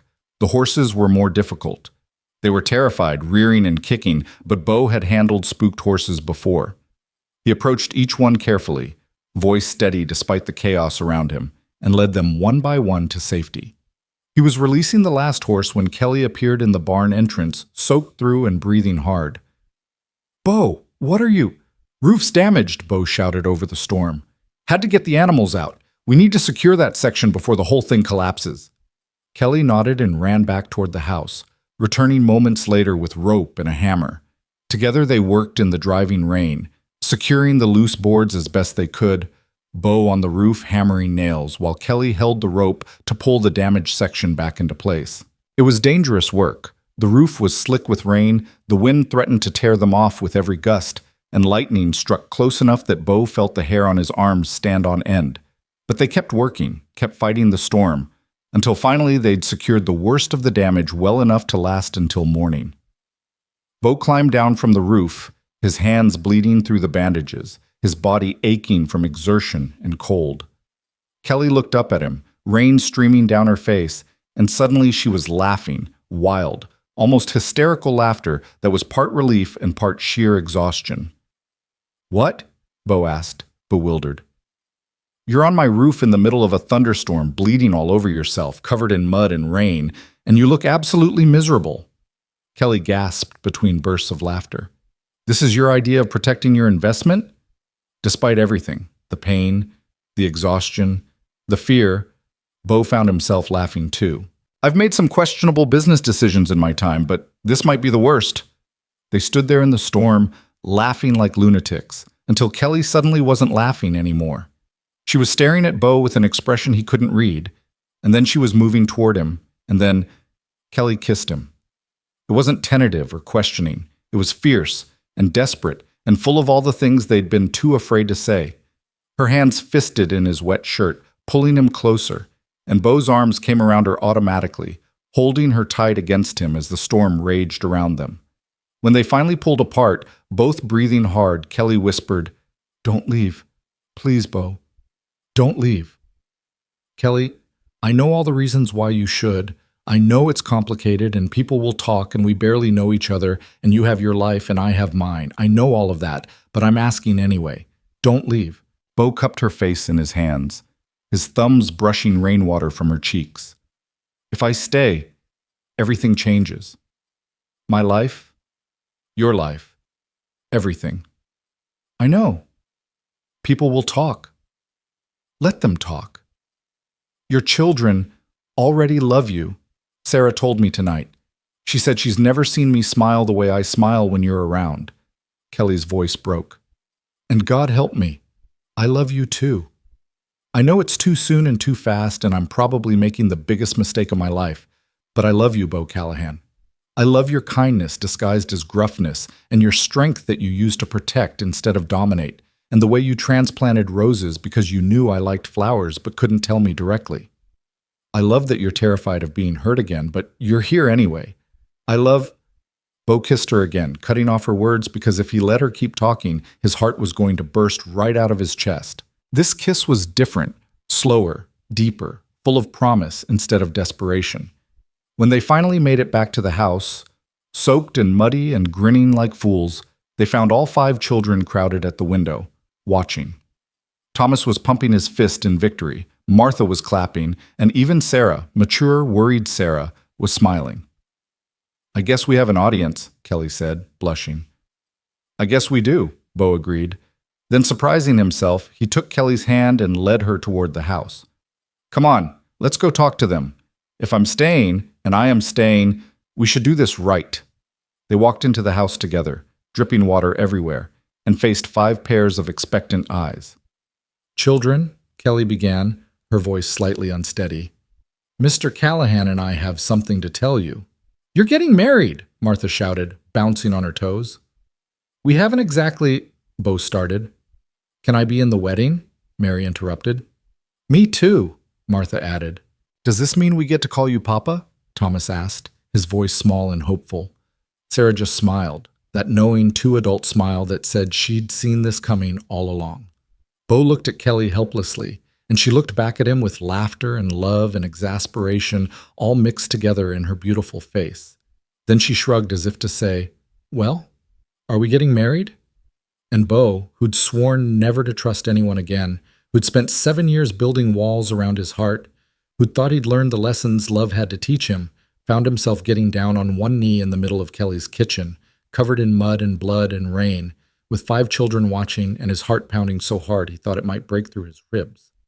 "Kelly Mae Bishop," he said, his voice rough with emotion, "I didn't come here looking for this. I came here to collect a debt. But somewhere between that first day and now, you've given me something far more valuable than money. You've given me hope. You've reminded me what it means to be brave, to fight for what matters, to put love before safety. You've shown me that being strong doesn't mean being hard, and that mercy isn't weakness. It's the truest form of strength." He took her work-roughened hand in his. "I don't have a ring, and this isn't exactly a romantic proposal, but I'm asking anyway. Will you marry me? Will you let me help you raise these beautiful children? Will you let me spend the rest of my life trying to deserve the gift you're giving me?" Kelly was crying openly now, tears streaming down her face to mix with the rain still dripping from her hair. "Yes. God help us both, yes." The children erupted in cheers, and suddenly, Bo was surrounded by small bodies hugging him, climbing on him, talking all at once. Martha insisted on planning the wedding right that moment. Thomas wanted to know if they could have a dog now that they'd have a papa who could afford one. Mary asked if this meant they were going to be rich. Sarah just hugged him and whispered, "Thank you for making my mama happy." Baby James, woken by the commotion, started crying, and Kelly laughed through her tears as she went to fetch him. "Welcome to your new family, Bo Callahan. It's chaos and noise and nobody ever has a moment's peace." Bo, surrounded by children and looking at Kelly holding her baby with love shining in her eyes, thought it was the most beautiful chaos he'd ever seen. They spent the rest of the night drying off and calming the children, answering 100 questions about the wedding and what their new life would look like. By the time the sun rose, painting the storm-washed world in shades of gold and rose, Bo and Kelly were sitting on the porch steps, shoulders touching, watching the dawn together. "The debt," Kelly said quietly. "I can still pay it. The wheat's almost harvested. And keep your money," Bo interrupted. "Use it for the children, new clothes, better food, whatever they need. The debt is forgiven." "Bo, I can't consider it a wedding gift, or an investment in our future, or whatever makes you comfortable accepting it." Bo took her hand. "Besides, I'm fairly certain that once we're married, your debts become my debts anyway. So technically, I'd be paying myself back, which seems like a waste of effort." Kelly laughed, then sobered. "People really are going to talk, about how quickly this happened, about how convenient it is for the poor widow to snag the wealthy rancher." "Let them talk," Bo said firmly. "Anyone who knows me knows I don't do anything out of convenience. I do things because they're right. And loving you, Kelly, that's the rightest thing I've ever done." They sat in comfortable silence, watching the children emerge from the house to explore the storm-washed yard. The wheat field sparkled with raindrops, and the transplanted roses by the porch, miraculously unharmed by the storm, already looked more settled in their new home. "I was so scared," Kelly admitted quietly. "When the roof started to come off and I knew the animals were trapped, I was terrified. Not just of losing them, but of you getting hurt trying to save them." "I was scared too," Bo confessed. "Not of the storm, but of the feeling that if something happened to you or your children, I'd never recover. That scared me more than any wind or lightning could." Kelly rested her head on his shoulder, and Bo wrapped his arm around her, holding her close. The sun continued its rise, burning away the last of the storm clouds, and Bo thought about how, just a week ago, he'd ridden into this valley expecting nothing more than to collect a debt and acquire some land. Instead, he'd found everything he'd been missing without knowing it. He'd found a home. He'd found a family. He'd found a reason to be brave again. "When should we get married?" Kelly asked. "Should we wait a few months, do it properly?" "We could," Bo said slowly. "Or we could ride into town tomorrow, find the preacher, and do it right away. Save both our reputations and give people one less thing to gossip about." Kelly pulled back to look at him, searching his face. "You're serious? You want to get married that quickly?" "I've wasted 7 years being cautious and careful and protecting myself from pain," Bo said. "I don't want to waste another day. If you'll have me, broken walls and trust issues and all, I'd like to marry you as soon as possible." "Tomorrow then," Kelly decided, her eyes shining. "We'll get married tomorrow." "Tomorrow," Bo agreed, and sealed the promise with a kiss as the sun rose on the first day of their new life together. But morning brought complications neither of them had anticipated. Bo woke before dawn, his body still aching from the previous night's storm work, to find Jack Devereaux riding hard toward the Bishop homestead, his face grave in the gray pre-dawn light. "Boss," Jack called out as he dismounted. "We got trouble, big trouble." Bo emerged from the barn where he'd been checking the animals, immediately alert. "What kind of trouble?" "Frank Miller and his boys rode into Laramie last night, spread word about what happened here. By the time I heard about it in town this morning, half the territory thinks you and Mrs. Bishop have been—" Jack trailed off, clearly uncomfortable. "Well, they're saying things that ain't fit to repeat, but that's not the worst of it." "What's the worst of it?" "Miller's cousin is deputy sheriff in Laramie. He's claiming Mrs. Bishop used improper means to gain an extension on her debt, and he's talking about bringing charges. Says it's his duty to protect vulnerable widows from being taken advantage of by wealthy men." Jack's expression was disgusted. "It's all horseshit, of course, but he's making enough noise that the sheriff's taking notice. They could make real problems for you both." Bo felt rage surge through him, hot and immediate. "They're threatening to bring charges against Kelly for what? I gave her an extension of my own free will. There's nothing illegal or improper about it." "Maybe not, but perception's a powerful thing, boss. And right now the perception is that a wealthy rancher's been taking advantage of a desperate widow." Jack paused, then added quietly, "There's also talk about taking the children away, putting them in an orphanage until a proper investigation can be conducted into Mrs. Bishop's fitness as a mother." The world seemed to tilt sideways. Bo grabbed Jack's arm, his fingers digging in hard enough to bruise. "They're threatening to take her children?" "It's just talk right now, but—" Bo didn't wait to hear the rest. He strode toward the house, his mind racing. Kelly was already up, probably had been for hours, making breakfast for the children. He found her at the stove, humming softly, looking more peaceful than he'd seen her since he'd arrived. That peace was about to be shattered. "Kelly," Bo said from the doorway, "we need to talk, now." Something in his tone made her turn immediately, her smile fading. "What's wrong?" Bo told her everything Jack had reported, watching the color drain from her face with each word. By the time he finished, Kelly was gripping the edge of the stove so hard her knuckles had gone white. "They want to take my children," she whispered. "Because of me. Because I let you help me. Because I—" Her voice broke. "This is my fault. If I hadn't been so weak, if I just figured out a way to manage on my own—" "Stop." Bo crossed the room and took her by the shoulders, forcing her to look at him. "This is not your fault.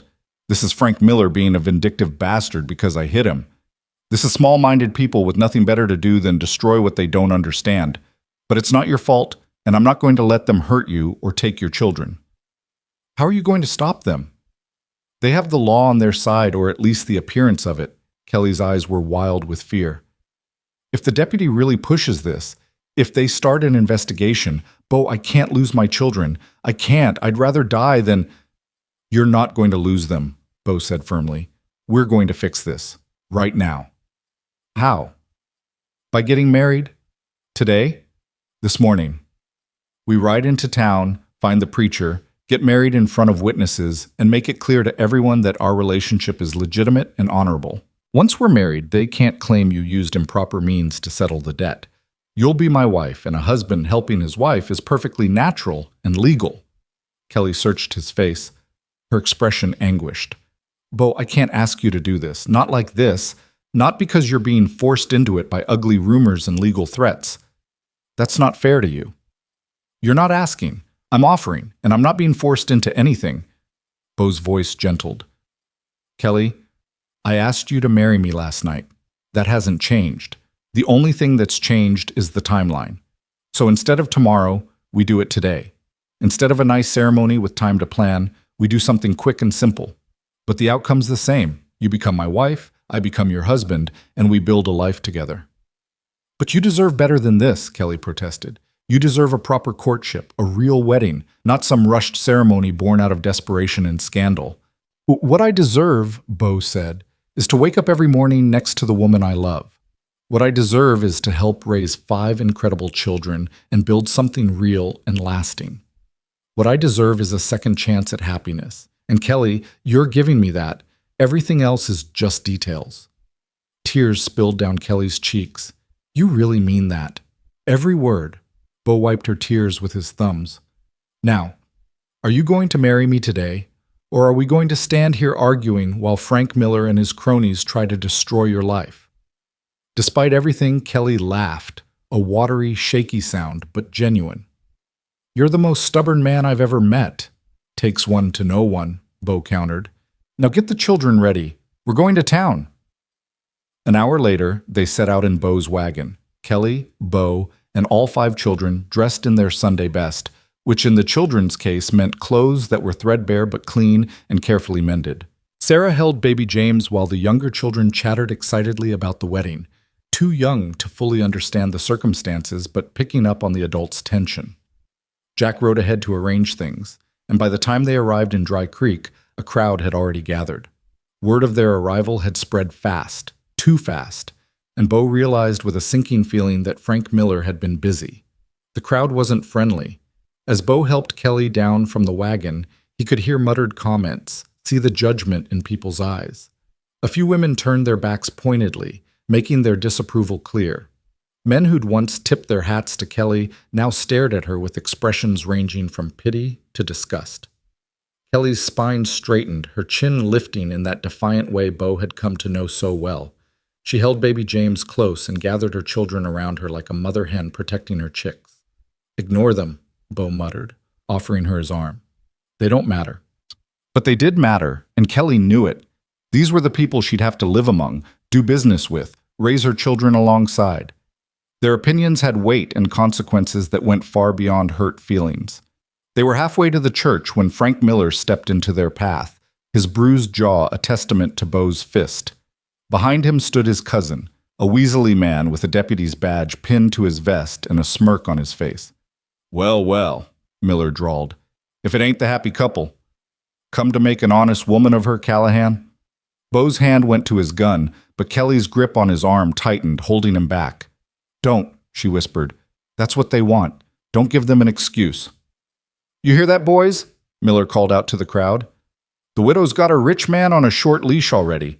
That was fast work, Mrs. Bishop. Your husband's barely cold in the ground, and you've already secured yourself a new meal ticket."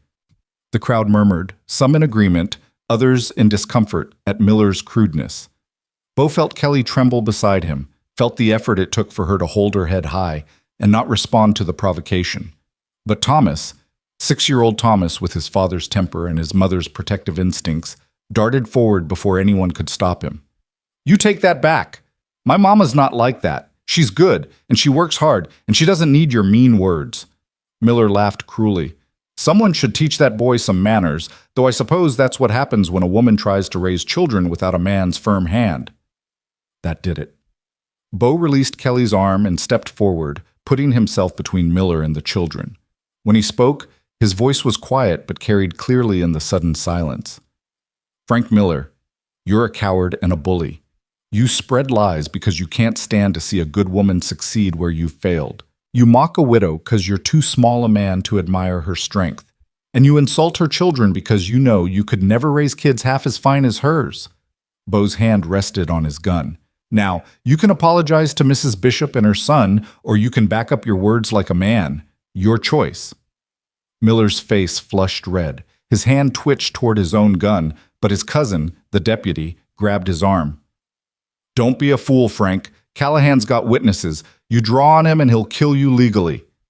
For a long moment, the town square was frozen in tension, the whole crowd holding its breath. Then a new voice cut through the silence. "That's enough." Reverend Samuel Clayton, the Methodist minister who'd presided over Samuel Bishop's funeral, pushed through the crowd. He was an older man, white-haired and dignified, with eyes that had seen every kind of human folly and learned compassion from it. "Frank Miller, I've known you since you were a boy, pulling girls' pigtails and stealing apples from Mrs. Henderson's orchard. You were a bully then, and you're a bully now." The Reverend's voice was stern. "Mrs. Bishop is a member of my congregation. I've watched her struggle to feed her children, watched her work herself half to death to keep a roof over their heads, watched her maintain her dignity and faith through trials that would break most people. If she's found someone willing to share that burden with her, I say God bless them both." "But Reverend," Miller started. "I'm not finished." Clayton's tone could have frozen water. As for you, Deputy Morrison, if you're really concerned about the welfare of children, perhaps you should investigate the families where fathers drink away their wages and beat their wives. I can give you a list if you'd like. But Mrs. Bishop's children are clean, well-behaved, and clearly loved. Any fool can see that. The deputy shifted uncomfortably under the Reverend's glare. I was just responding to concerns raised by citizens, by one citizen with a personal grudge and a reputation for dishonesty, Clayton corrected. Now, I believe Mr. Callahan and Mrs. Bishop are here for a wedding. Shall we proceed, or would you like to continue this display and prove to everyone that Frank Miller runs this town instead of decent people with decent values? The challenge hung in the air. Slowly, reluctantly, Miller and his cousin stepped aside. The crowd parted, creating a path to the church, and Reverend Clayton offered his arm to Kelly. Come, my dear, let's get you properly married before any more fools make themselves known. Kelly took his arm gratefully, her eyes shining with tears. Thank you, Reverend. Thank me by being happy, Clayton said gently. You've earned it. They processed into the small church, and despite the hostile crowd outside, inside they found friends. Jack Devereaux was there, of course, standing as Beau's witness. But there were others too. Martha Henderson, the apple orchard owner the Reverend had mentioned, who'd always been kind to Kelly. Tom Pritchard from the grain elevator, who'd promised to buy her wheat. The school teacher, Miss Emily Warren, who'd taught Sarah for the past 2 years. Not many, but enough. Enough to show that Kelly wasn't completely alone, that some people saw through the lies to the truth beneath. The ceremony was simple and quick, conducted in the warm sunlight streaming through the church's plain glass windows. Beau had no ring to offer, so he gave Kelly his mother's wedding band, the one thing of value he'd kept from his childhood, carried with him for years without really knowing why. It fit Kelly's finger as if it had been made for her. Do you, Beau Callahan, take this woman to be your lawfully wedded wife, to have and to hold from this day forward, for better or worse, for richer or poorer, in sickness and in health, until death do you part? I do, Beau said firmly, his eyes never leaving Kelly's face. And do you, Kelly May Bishop, take this man to be your lawfully wedded husband, to have and to hold from this day forward, for better or worse, for richer or poorer, in sickness and in health, until death do you part? I do, Kelly whispered, her voice thick with emotion. Then, by the power vested in me by the territory of Wyoming and Almighty God, I pronounce you man and wife. Mr. Callahan, you may kiss your bride. Beau cupped Kelly's face in his hands and kissed her gently, reverently, sealing the promise they'd made. Behind them, the children cheered, and even crusty Jack Devereaux looked suspiciously misty-eyed. They signed the marriage certificate with the required witnesses, Jack and Martha Henderson. And just like that, it was done. Kelly May Bishop became Kelly May Callahan, and 5 children gained a father, and Beau gained the family he'd thought he'd never have. But as they emerged from the church, the hostile crowd was still there, and Beau knew the hard part was just beginning. Marriage certificate or not, people would talk. They'd question the speed of the courtship, speculate about Kelly's motives, treat Beau like a fool who'd been taken in by a scheming widow. Let them, Beau thought fiercely. Let them talk until their tongues fell out. He knew the truth, and so did Kelly, and that was all that mattered. He was helping Kelly into the wagon when a rock flew out of the crowd, striking the wagon bed with a sharp crack. The children screamed, and Kelly instinctively covered baby James with her body. Beau spun around, fury blazing in his eyes. Who threw that? No one answered, but he could see faces in the crowd, some smirking, others looking away in shame. Beau climbed onto the wagon seat and stood so everyone could see him. Listen to me, all of you. I'm going to say this once, and I'm going to say it clearly. Kelly Callahan, my wife, is the finest woman I've ever known. She's worked harder, sacrificed more, and shown more courage than most of you will manage in your entire lives. She agreed to marry me not because she needed my money, but because I needed her strength. I needed her goodness. I needed to learn how to be human again after I'd spent years turning myself into something cold and hard. The crowd shifted uncomfortably, but Beau wasn't finished. Some of you are judging her because you think she moved too fast after Samuel's death. Let me ask you something.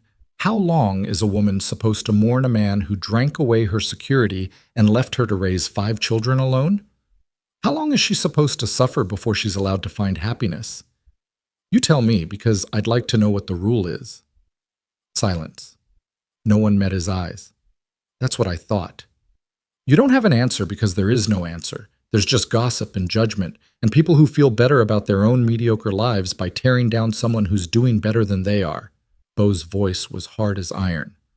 Well, here's what's going to happen. Kelly and I are married legally and properly. We're going to raise these children together. We're going to build a life together, and anyone who has a problem with that can come talk to me directly. But if I hear one more word of gossip, if I hear anyone speaking ill of my wife or frightening my children, he let the threat hang in the air, unfinished but unmistakable. He climbed down from the wagon, helped Kelly up, and gathered the children in the back. As they prepared to leave, Reverend Clayton approached one more time. "Mr. Callahan, Mrs. Callahan, may I offer you some advice?" "Of course, Reverend," Kelly said. "Don't try to live here. In town, I mean. The gossip will be relentless, and your children will hear things no child should hear. Keep the farm as your home. Let time and your actions prove your critics wrong. In a year, maybe 2, when people see how happy you are, how well the children are thriving, this will all be forgotten." "What if it's not forgotten?" Kelly asked quietly. "Then you'll have each other, and that will be enough." Clayton smiled. "I've married a lot of couples in my years as a minister. Some marry for love, some for convenience, some for desperation. But every now and then I marry 2 people who are clearly meant to find each other, who make each other better than they were alone. You 2 are that kind of couple. Don't let small-minded people rob you of that gift." "Thank you, Reverend," Bo said, shaking the minister's hand, "for everything." "Just be happy. That's all the thanks I need." They rode out of town in silence, the children subdued now, the excitement of the wedding dampened by the ugliness they'd witnessed. Kelly sat beside Bo, her hand clasped tightly in his, baby James sleeping against her shoulder. "I'm sorry," she said quietly after they'd put some distance between themselves and town. "I'm sorry you had to defend me like that. Sorry your marriage started with rocks and accusations instead of celebration and joy." "Don't apologize for other people's ugliness," Bo said firmly. "Our marriage started with truth and love and commitment. The rest is just noise." "Loud noise," Thomas piped up from the back of the wagon. "That lady called Mama a bad word. I didn't know what it meant, but I knew it was bad by how she said it." Bo and Kelly exchanged glances. They'd hoped the children hadn't heard the worst of it, but clearly that had been foolish. "Thomas," Bo said, turning to address the boy directly, "some people say mean things when they're scared or angry or jealous. It doesn't make the words true. Your mama is a good woman, the best woman, and anyone who says different is lying. You understand?" "Yes, sir, but why are they lying about Mama?" "Because it makes them feel powerful to tear down someone they see as weak. But they're wrong about your mama being weak. She's the strongest person I know." "Stronger than you?" Thomas asked skeptically. "Much stronger than me," Bo confirmed. "I just hide my weakness better." That seemed to satisfy Thomas, and gradually the children's natural resilience reasserted itself. By the time they reached the farm, Martha and Mary were singing, Sarah was telling them stories about the wedding, and even Thomas had cheered up. But as Bo helped Kelly down from the wagon, he saw the strain in her face, the way her hands trembled slightly. The day had taken its toll on her, and they both knew it wasn't over yet. "What now?" Kelly asked quietly as the children ran into the house. "What do we do about Frank Miller and his cousin? What if they really do try to bring charges?" "Then we fight them," Bo said. "I'll hire the best lawyer in Wyoming Territory if I have to. I'll call in every favor I'm owed, use every bit of influence I have. They're not taking you or the children. I promise you that." "You can't promise that, Bo. The law is on our side," Bo interrupted. "We're married now, legally, properly, with witnesses. You're my wife, these are our children, and no 2-bit deputy with a grudge is going to change that." Kelly searched his face, looking for certainty she clearly didn't feel herself. "You sound so sure." "I am sure. Because I've learned something these past few days, Kelly. I've learned that the things worth having are worth fighting for. I spent 7 years running away from anything that might hurt me, and you know what? I was miserable. Safe, but miserable. I don't want to be that man anymore. What kind of man do you want to be? Bo pulled her close, resting his chin on top of her head. The kind of man who stands and fights. The kind of man who protects what he loves, no matter the cost. The kind of man who's worthy of you. Kelly's arms came around his waist, holding him tight. You're already worthy of me, Bo Callahan. You were worthy from the moment you gave me 7 days instead of taking my land. They stood like that for a long moment, drawing strength from each other, until Sarah's voice called from the house. Mama, Papa, the twins are trying to feed the baby cornbread and he's making a terrible mess. Papa, Kelly repeated softly, looking up at Bo. The children are calling you Papa. Is that all right? Bo asked, suddenly uncertain. I know I'm not their real father. You're exactly their real father, Kelly interrupted. Real fathers are the ones who show up, who do the work, who love the children in their care. Biology has nothing to do with it. Papa, came the call again, more urgent this time. Baby James is turning blue. He's not turning blue, Sarah's exasperated voice responded. He's just got cornbread all over his face. Bo and Kelly looked at each other and started laughing, real laughter this time, born not of hysteria, but of genuine joy. Then they walked hand in hand toward the house, toward the chaos and noise and beautiful messiness of their new family. Inside, they found exactly what Sarah had described. Baby James covered head to toe in mashed cornbread, the twins looking guilty but unrepentant, and Thomas trying to clean up the mess with a dish towel while actually making it worse. All right, Bo said, surveying the disaster. New rule. Nobody feeds the baby except Mama until he's old enough to feed himself. Agreed? Agreed, the children chorused. Bo rolled up his sleeves and set about helping clean up the mess, Kelly working beside him, both of them bumping into each other in the small space, both of them smiling despite the chaos. This was his life now, cornbread disasters and children's laughter, and the kind of happy confusion he'd never imagined wanting, but he wanted it. God, how he wanted it. That evening, after the children were in bed and the house was finally quiet, Bo and Kelly sat on the front porch, watching the stars emerge one by one in the darkening sky. The wheat field stretched before them, almost ready for harvest, golden in the fading light. We still need to finish bringing in the wheat, Kelly observed. With all the drama, we lost almost a whole day of work. We'll finish tomorrow, Bo said. Together. Together, Kelly repeated as if testing the word. Oops. I'm still getting used to that, not being alone. Me too. Bo took her hand, threading his fingers through hers. Kelly, I need to tell you something about what happens next. She tensed slightly. What do you mean? I mean, we need to figure out where we're going to live. I have the ranch. It's bigger, more comfortable, with room for all the children. But this is your home, and I know it means something to you. I don't want to make that decision without you. Kelly was quiet for a long moment, staring out at the wheat field. When she finally spoke, her voice was thoughtful.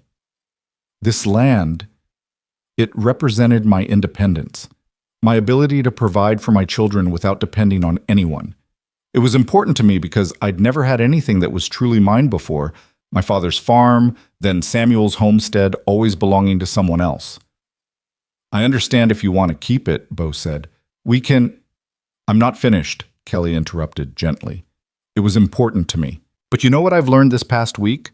True independence isn't about owning land or not needing anyone. True independence is about choosing your dependencies wisely. It's about finding people you can trust and building something together that's stronger than anything you could build alone. She turned to look at him, her hazel eyes reflecting the first stars. I don't need this land anymore, Bo. I don't need to prove I can survive on my own. I survived. I proved it. Now I want to do more than just survive. I want to live. I want to build a real future with you in whatever home we make together. Are you sure? Bo asked. Because I don't want you to resent giving this up. I'm not giving anything up, Kelly said firmly. I'm choosing something better. There's a difference. Bo pulled her close, kissing her temple. Then we'll go to the ranch. After we finish the harvest, we'll move your things and the children to the Callahan Ranch. It'll be the Callahan family ranch then. The Callahan family ranch? Kelly repeated, smiling. I like the sound of that. They sat in comfortable silence as the sky darkened and the prairie night came alive with crickets and distant coyote calls.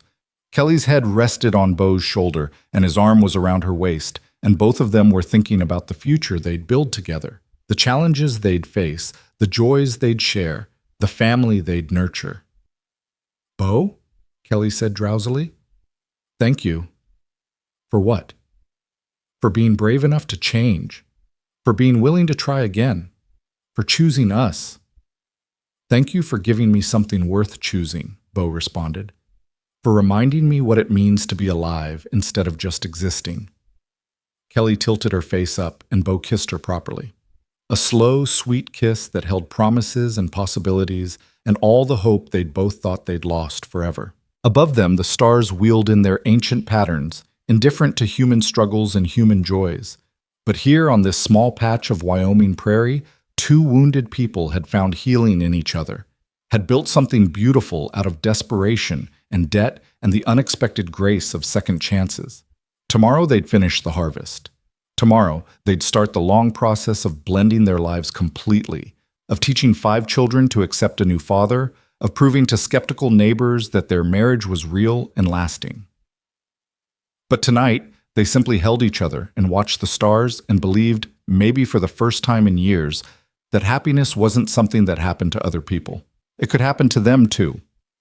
And it would. Morning came too soon, bringing with it the sound of horses approaching at speed. Beau was already awake, having spent a restless night in the barn. Propriety demanded they not share a bed until they'd properly moved to the ranch, regardless of the marriage certificate. He emerged to find 3 riders coming hard across the prairie, and his hand went instinctively to his gun before he recognized Jack in the lead. "Boss," Jack called out, pulling his horse to a sliding stop. "Deputy Morrison's coming. He's got papers. Says he's conducting an investigation into the children's welfare. He'll be here within the hour." Kelly appeared in the doorway, already dressed, her face pale but composed. She'd heard every word. "Let him come. We have nothing to hide." "Kelly," Beau started. "No." Her voice was firm. "I'm tired of running, tired of being afraid. If they want to investigate, let them investigate. They'll find 5 children who are fed, clothed, loved, and cared for. They'll find a mother who's worked herself to the bone to provide for them. Let them look." Beau studied her face and saw the steel beneath her fear. This was the woman who'd faced him down when he'd come to take her land, who'd worked from dawn to dark without complaint, who'd thrown herself between her children and danger without hesitation. Kelly had spent her whole life proving herself to people who doubted her, and she was done apologizing for her strength. "All right," Beau said, "we'll face this together. But I'm sending Jack to Laramie to fetch Judge Henderson. If Morrison tries anything illegal, I want someone with actual authority here to stop him." Jack nodded and wheeled his horse around, but before he could ride off, Kelly called out, "Wait, Judge Henderson, is that any relation to Martha Henderson?" "Her husband," Jack confirmed. "Retired circuit judge, tough as nails but fair. If anyone can put Morrison in his place, it's Judge Henderson." "Then yes, please bring him," Kelly said. "And thank Martha for her kindness yesterday. Tell her it meant the world to me." Jack tipped his hat and rode off at a gallop, leaving a trail of dust hanging in the still morning air. Beau turned to Kelly and saw her hands were trembling despite her brave words. "Come here," he said softly, and she came to him, allowing herself to be held for just a moment before she pulled away and straightened her spine. "I need to get the children ready. If someone's coming to judge whether I'm a fit mother, I want them to see my babies at their best." The next 45 minutes were organized chaos. Kelly scrubbed faces and combed hair while Beau helped the older children dress in their Sunday clothes. Sarah, mature beyond her years, understood the gravity of the situation and helped wrangle the twins while Thomas tried his best to keep baby James entertained and quiet. "Papa?" Thomas asked, and Beau's heart still jumped at the word. "Are they really going to take us away from Mama?" Beau knelt down to the boy's level, looking him straight in the eye. "I won't let that happen, son. I promise you, whatever I have to do, however far I have to go, I will not let anyone separate this family. You understand?" Thomas nodded solemnly, then threw his arms around Beau's neck in a fierce hug. "I'm glad you're our papa now. You're brave like my first papa was, but you're here, and here is better." Bo held the boy tight, his throat closing with emotion. I'm glad I'm here too, Thomas. Gladder than you know. Deputy Morrison arrived precisely when Jack had predicted, but he didn't come alone. With him rode Frank Miller and two other men Bo didn't recognize, all of them armed and looking like they'd come for trouble rather than an investigation. Bo stepped out onto the porch, deliberately positioning himself between the riders and the house where Kelly and the children waited. His hand rested casually on his gun, the gesture subtle but unmistakable. Deputy Morrison, Bo said coolly, this is private property. State your business. Morrison, emboldened by his companions, sat tall in his saddle and produced a paper from his vest. I have an order signed by Sheriff Watson authorizing me to investigate the living conditions and welfare of the minor children residing at this property. I'm here to conduct that investigation. Let me see that order, Bo demanded. Morrison hesitated, then rode forward and handed the paper down. Bo read it carefully, his jaw tightening. It was legal enough, vaguely worded, but giving Morrison broad authority to assess the children's situation. The signature was genuine. This says you can investigate, Bo said, handing the paper back. It doesn't say you can remove the children. And it doesn't say you can bring an armed posse onto my wife's property. So Miller and your friends can wait at the property line while you conduct your investigation. Alone. Those are the terms. I'll conduct this investigation however I see fit, Morrison started. No, you won't. Bo's voice dropped to a dangerous quiet. You'll conduct it by the letter of that order, or you won't conduct it at all. I'm not some ignorant farmer you can bully, Morrison. I know the law, I know my rights, and I know that you're here because your cousin got his nose bloodied and wants revenge. So you can do this properly and professionally, or you can ride back to Laramie and explain to Sheriff Watson why you turned a legitimate investigation into a personal vendetta. Morrison's face flushed red, but he knew Bo was right. After a tense moment, he gestured for Miller and the others to fall back. Fine. I'll conduct the investigation alone. But if I find anything at all, that suggests these children are in danger or being neglected, I'm taking them into protective custody. Sheriff's order or not. You do what you think is right, Deputy, Kelly said from the doorway, her voice steady. But you'll find no cause for concern here. My children are well cared for, and anyone with eyes can see it. Morrison dismounted and approached the house, his expression a mix of official seriousness and personal satisfaction at having Kelly on the defensive. Bo wanted to punch that look right off his face, but he forced himself to step back and let Kelly handle this. She was right. The truth was on their side. For the next hour, Morrison conducted his investigation. He examined the house, noting the cleanliness despite the obvious poverty, the beds where the children slept, the pantry stocked with food, not much food, but enough. He questioned each child separately, asking about their mother, their living conditions, whether they felt safe and cared for. Sarah answered with dignity beyond her years, her responses clear and articulate. Thomas was more emotional but equally firm in his defense of his mother. Even the twins, young as they were, managed to convey through their innocent answers that they were loved and happy. Bo watched Kelly's face throughout the ordeal and saw the toll it took on her, the fear carefully hidden beneath a calm exterior, the way her hands clenched whenever Morrison questioned one of her children, the rigid set of her shoulders as she endured this invasion of her family's privacy and dignity. Finally, Morrison concluded his examination and stepped back onto the porch where Bo and Kelly waited. His expression was frustrated, almost disappointed, as if he'd hoped to find evidence of neglect or abuse. The children appear to be adequately cared for, he admitted grudgingly. The house is clean, there's food, they're clothed and show no signs of mistreatment. Because there is no mistreatment, Kelly said quietly. There never was. This entire investigation was built on gossip and spite, and you know it. What I know, Morrison said sharply, is that a woman in your position, a widow with 5 children and no visible means of support, married a wealthy man with suspicious speed. That raises questions about your judgment and your fitness as a mother. My judgment? Kelly's voice rose despite her efforts to stay calm. My judgment kept 5 children fed and sheltered for 2 months after my husband died. My judgment turned a failing wheat crop into a successful harvest. My judgment recognized a good man when I met one, regardless of how quickly it happened. You want to question my judgment, Deputy? Question your own first. You rode out here with an armed posse to intimidate a widow and her children because your cousin got his feelings hurt. Whose judgment should really be in question here? Morrison's face darkened with anger. You watch your tone, or what? Kelly took a step forward, and Bo saw the full force of her fury unleashed. You'll take my children? On what grounds? Because I married a man who treats them kindly? Because I chose security for my family over playing the tragic widow for the entertainment of small-minded gossips? Because I had the audacity to stop struggling and accept help when it was offered? Kelly, Bo said quietly, touching her arm. He could see Morrison looking for an excuse, any excuse, to escalate this situation. Let me handle this. But Kelly shook off his hand. She'd been pushed too far, endured too much, and something in her had snapped. No, Bo.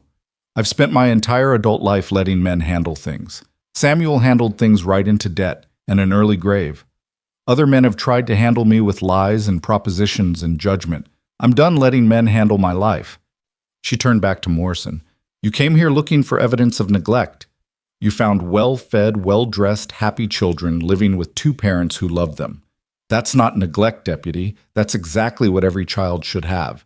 So unless you have actual legal grounds to pursue this further, I suggest you get off my property and go find some real criminals to chase.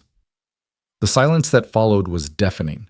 Morrison looked like he'd been slapped, his mouth opening and closing without sound. Bo felt a surge of pride and love so intense it nearly knocked him off his feet. This woman, his wife, was magnificent. The standoff was broken by the sound of more horses approaching. Jack was returning, and with him rode a distinguished older gentleman with white hair and a bearing that spoke of authority and education. Judge Henderson, no doubt. Behind them, to Bo's surprise, came Reverend Clayton and Martha Henderson, along with a dozen other townspeople, including Tom Pritchard from the grain elevator and Miss Emily Warren, the school teacher. Judge Henderson dismounted with the ease of a man who'd spent his life on horseback and approached the porch with measured steps. Deputy Morrison, what's the meaning of this investigation? Morrison straightened, suddenly uncertain. Judge Henderson, I didn't know, that is, I have authorization from Sheriff Watson to investigate allegations of child neglect, Henderson interrupted, pulling out his own copy of the order. I've read it. I've also spoken with several citizens who have something to say about Mrs. Callahan's character and fitness as a mother. Perhaps we should hear from them before you make any decisions about these children's welfare. Morrison looked trapped, but he couldn't refuse a request from Judge Henderson without appearing petty. Of course, Your Honor. Henderson gestured to Martha, who stepped forward with the quiet confidence of a woman who'd been a frontier wife for 40 years and feared nothing except God and dirty dishes. I've known Kelly Bishop, Kelly Callahan now, for 3 years, Martha said clearly. I've watched her struggle and sacrifice and work herself near to death for those children. When other women in town turned up their noses at her poverty, she held her head high. When her husband drank away their money, she found ways to feed her babies anyway. When Samuel died, she didn't collapse or beg for charity. She rolled up her sleeves and got to work.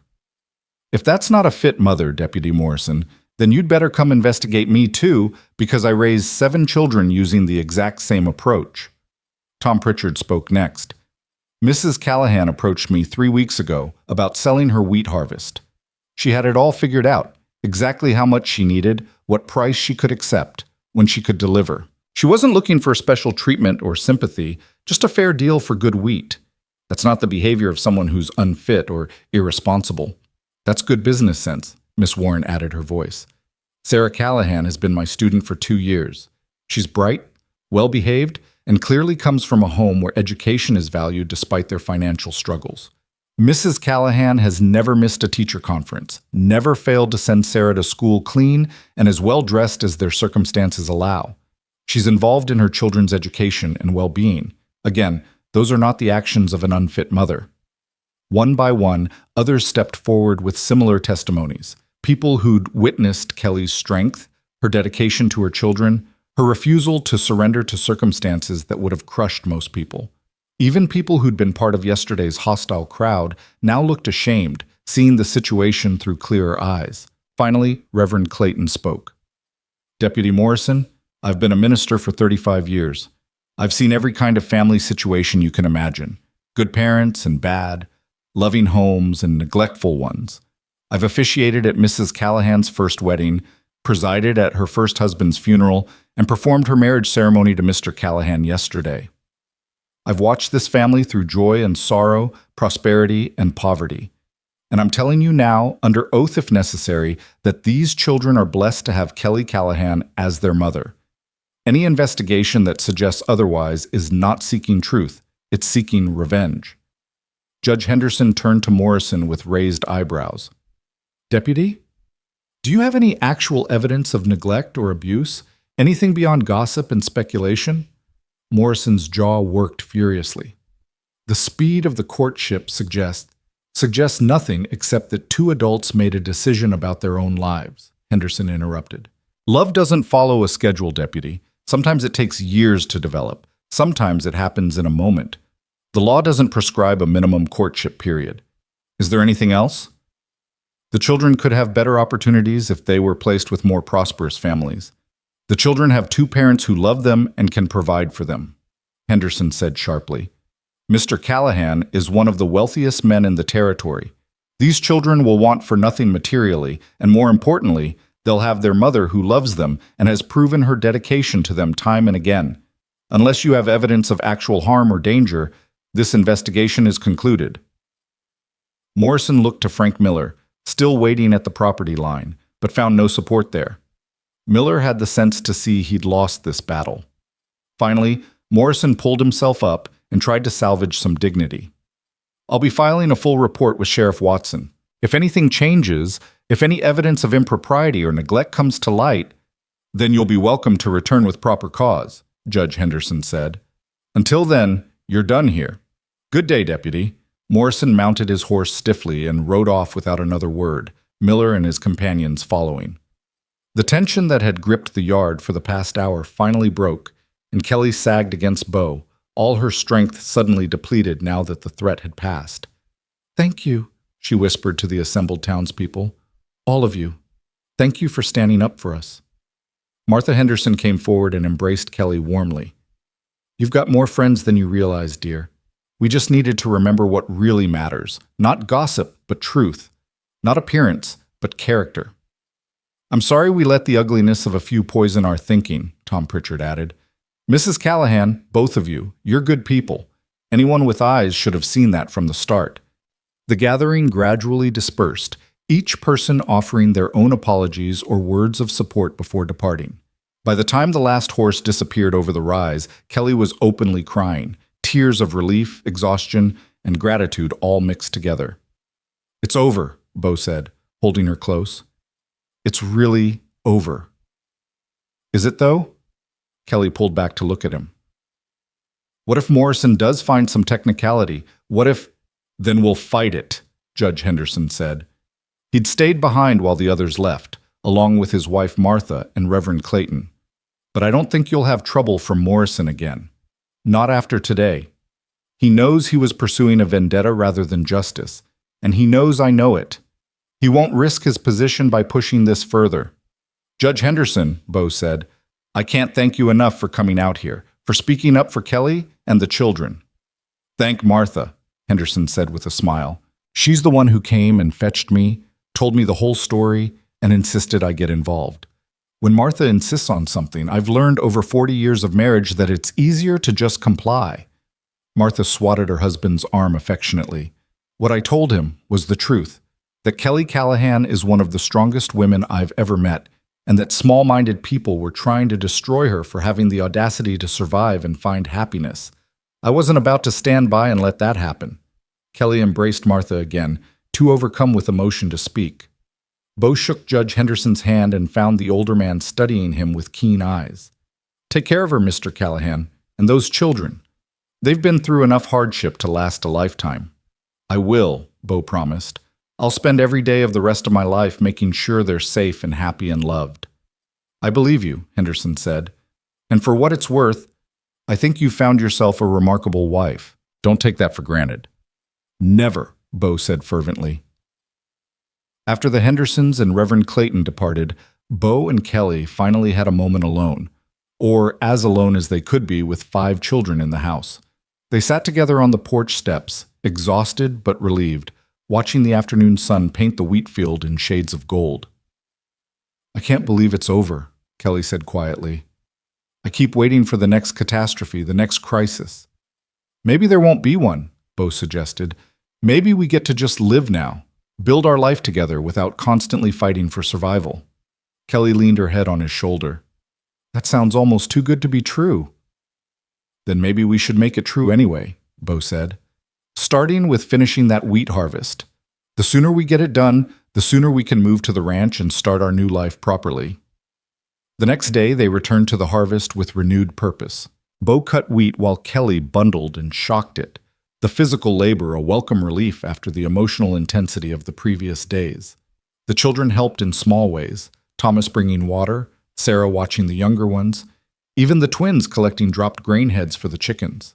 By evening, the entire field had been cut and shocked, standing in neat rows to dry before threshing. Bo straightened up, his back aching but his heart full, and looked at what they'd accomplished together. "We did it," Kelly said, standing beside him and surveying their work. "We actually did it." "You doubted we would?"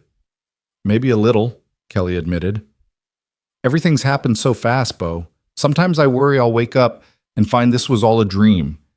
That you're not really here, that we're not really married, that I'm still alone trying to figure out how to harvest this wheat by myself."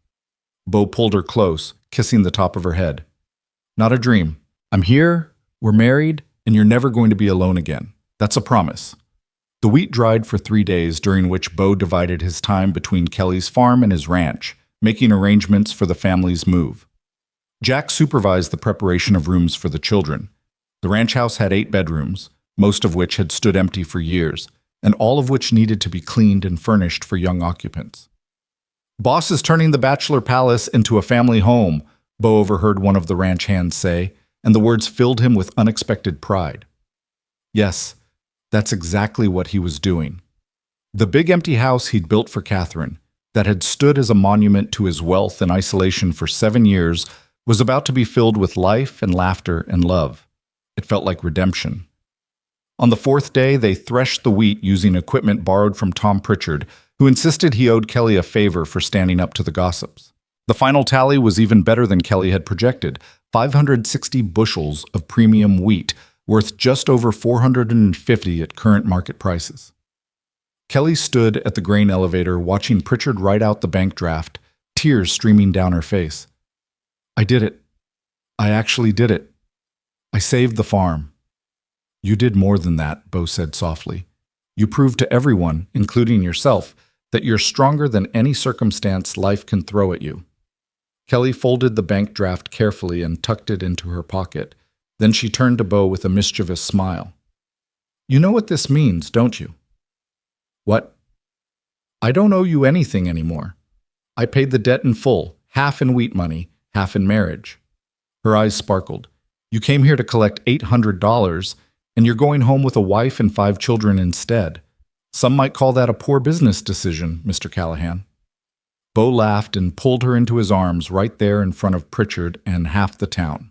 "Some might call it the best decision I ever made, Mrs. Callahan." The move to the Callahan Ranch happened over the course of a week. Bo hired a wagon to transport Kelly's meager belongings, furniture, clothes, kitchen items, and all the small treasures a family accumulates even in poverty. The children were beside themselves with excitement, running from room to room in the big house, marveling at the space and luxury they'd never experienced before. "Papa," Thomas called from upstairs. "Sarah and me have our own rooms. Our own rooms. We don't have to share." "That's wonderful, son," Bo called back, grinning at Kelly. "Told you they'd adjust quickly." But it was Martha who brought the reality of the change home. The little girl stood in the parlor, a room bigger than her entire previous house, clutching her one-armed corn-husk doll, her face showing wonder and uncertainty in equal measure. "Mama?" she said quietly. "Are we really going to live here? Forever?" Kelly knelt down and pulled her daughter close. "Yes, sweet pea. This is our home now." "But it's so big. What if I get lost?" "Then Papa or I will find you," Kelly promised. We're a family now, Martha. Families stick together and take care of each other. You're never going to be lost or alone or scared again. I promise. Martha considered this seriously, then nodded. Okay, but can I still keep my old doll, even though we're fancy now? Kelly's laugh was half-sob. You can keep your doll forever, baby. Being fancy doesn't mean forgetting where we came from or what matters. That evening, they gathered for their first family dinner in the ranch house, all 7 of them around the big dining table that had once seated only Bo or sat empty entirely. Cookie, the ranch cook, had outdone himself preparing a feast. Roasted chicken, mashed potatoes, fresh bread, vegetables from the garden, and apple pie for dessert. The children ate with the enthusiastic appetite of youth, chattering about their new rooms, the horses in the barn, all the space to run and play. Bo watched them, marveling at how quickly they'd made themselves at home, how naturally they'd accepted him as their father. After dinner, Kelly put the younger children to bed while Bo read to Thomas from a book of frontier adventures. When he finished, Thomas looked up at him with serious eyes. Papa, can I ask you something? Anything, son. Do you miss your old life? Before us, I mean. When it was just you and everything was quiet and you didn't have kids making noise all the time? Bo set the book aside and pulled Thomas onto his lap, something he'd never imagined doing with any child, let alone one who'd become his in such an unconventional way. You want to know the truth, Thomas? My old life was so quiet it was almost silent. I was so alone I couldn't even hear myself think, and I was miserable.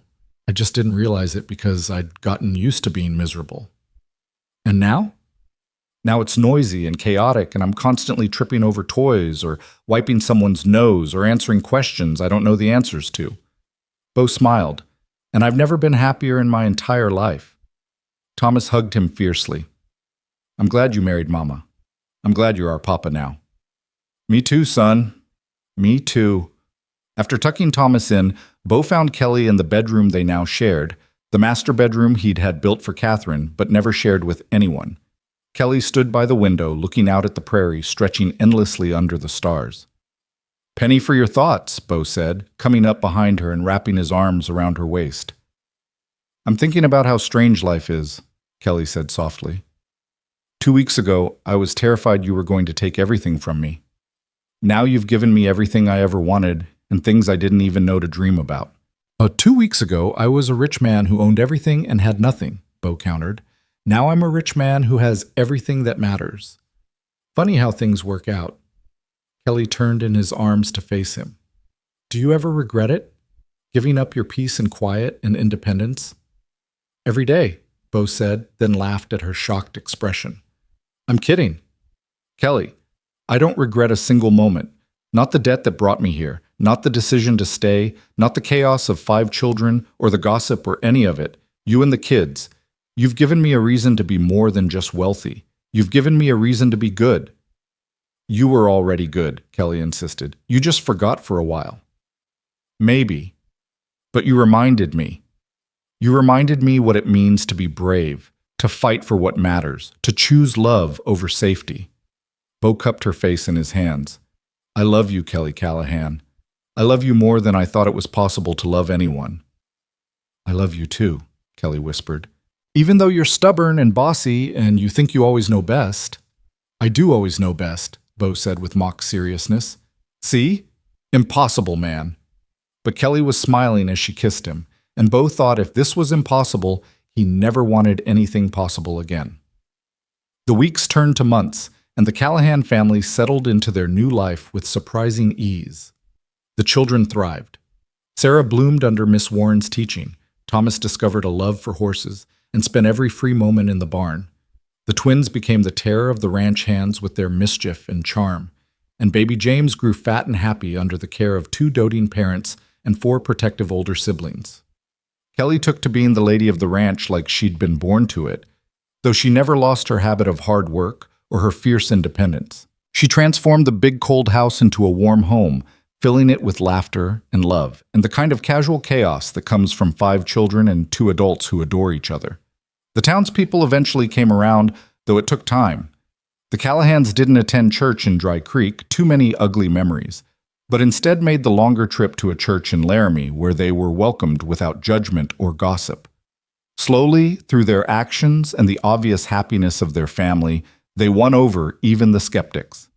Frank Miller left the territory entirely after Judge Henderson quietly suggested he'd be happier elsewhere. Deputy Morrison kept his position, but never troubled the Callahans again. The old Bishop farm was eventually sold to a young couple just starting out, and Bo took satisfaction in knowing the land that had brought him and Kelly together would help another family build their dreams. As summer turned to fall and fall to winter, Bo found himself constantly amazed by the life he was living. He'd wake up to children's voices instead of silence, come home to a house full of warmth instead of emptiness, go to bed beside a woman who loved him for who he was rather than what he had. One evening in late October, as the first snow dusted the prairie, Bo and Kelly stood on the porch watching the children play in the yard. Thomas was teaching the twins how to throw snowballs, while Sarah held baby James bundled against the cold, pointing out the snowflakes to him. "Happy?" Bo asked, pulling Kelly close against the chill. "Happier than I ever imagined possible," Kelly said. "Sometimes I still can't believe this is my life, that I get to have this, all of this." "Believe it," Bo said firmly. "This is real. This is ours. This is forever." Kelly looked up at him, her hazel eyes reflecting the lamplight from inside the house. Do you remember what you said that first day, when you came to collect the debt? I said a lot of things that first day. Most of them wrong. You said a debt's a debt, Kelly reminded him. You said Samuel borrowed knowing what he was signing. I was wrong about that too, Bo said. The real debt wasn't what Samuel owed me. The real debt was what I owed myself. The debt of 7 wasted years, of a life half-lived, of walls built so high I couldn't see the sky anymore. And have you paid that debt? Kelly asked softly. Bo looked at his children playing in the snow, at the lamplight glowing warm in every window of the house, at the woman in his arms who'd somehow seen past his hardness to the man he'd buried underneath. He thought about cornbread disasters and thunderstorms, about transplanted roses and harvested wheat, about the journey from collector to husband, from alone to beloved. Every day, Bo said, I pay it every day by being the man you see when you look at me, by being the father those children deserve, by choosing this, he gestured to the scene before them, over the empty safety I had before. That's very poetic for a cattle rancher, Kelly teased. I learned from the best, Bo countered, then kissed her as the snow fell soft around them and their children's laughter rang out across the prairie like music. Years later, when people asked Bo Callahan about his success, about how he'd built one of the largest ranches in Wyoming territory, raised 5 children who'd all grown into fine adults, maintained a marriage that was the envy of everyone who witnessed it, he always gave the same answer. I came to collect a debt, he'd say, his weathered face creasing in a smile, and found out I was the one in debt all along. Everything I have, everything I am, I owe to a barefoot widow who refused to surrender, 5 children who taught me what love really means, and 7 days that changed my entire life. And Kelly, listening from wherever she happened to be, usually with a grandchild on her lap because their 5 children had given them 12 grandchildren and counting, would smile and add, he came for land, he left with a home, best debt collection in the history of the Wyoming territory. They'd laugh together, the kind of laugh that comes from decades of shared joy and survived hardship, and their children and grandchildren would roll their eyes affectionately because they'd heard the story 100 times but never tired of it. Because it was more than a story. It was a testament to the power of second chances, the courage to be vulnerable again after being hurt, the wisdom to know that real wealth is measured not in acres or cattle, but in the people who love you and the legacy you leave behind. Bo Callahan had ridden into Dry Creek Valley to collect 800. He'd left with something infinitely more valuable, a family, a purpose, and a love that would last not just his lifetime, but echo through generations yet to come. In the end, the debt was paid in full. Not with money, but with something far more precious. 2 wounded hearts that learned to trust again, 5 children who found the father they needed, and a love story that proved it's never too late to start over, never too late to be brave, never too late to come home. The ranch still stands today, passed down through the Callahan family for 5 generations. And if you visit on a quiet evening, when the wind whispers through the prairie grass and the stars wheel overhead in their ancient patterns, you might still hear echoes of children's laughter, the soft murmur of a couple in love, and the sound of a family that almost wasn't, but became something beautiful and lasting and true.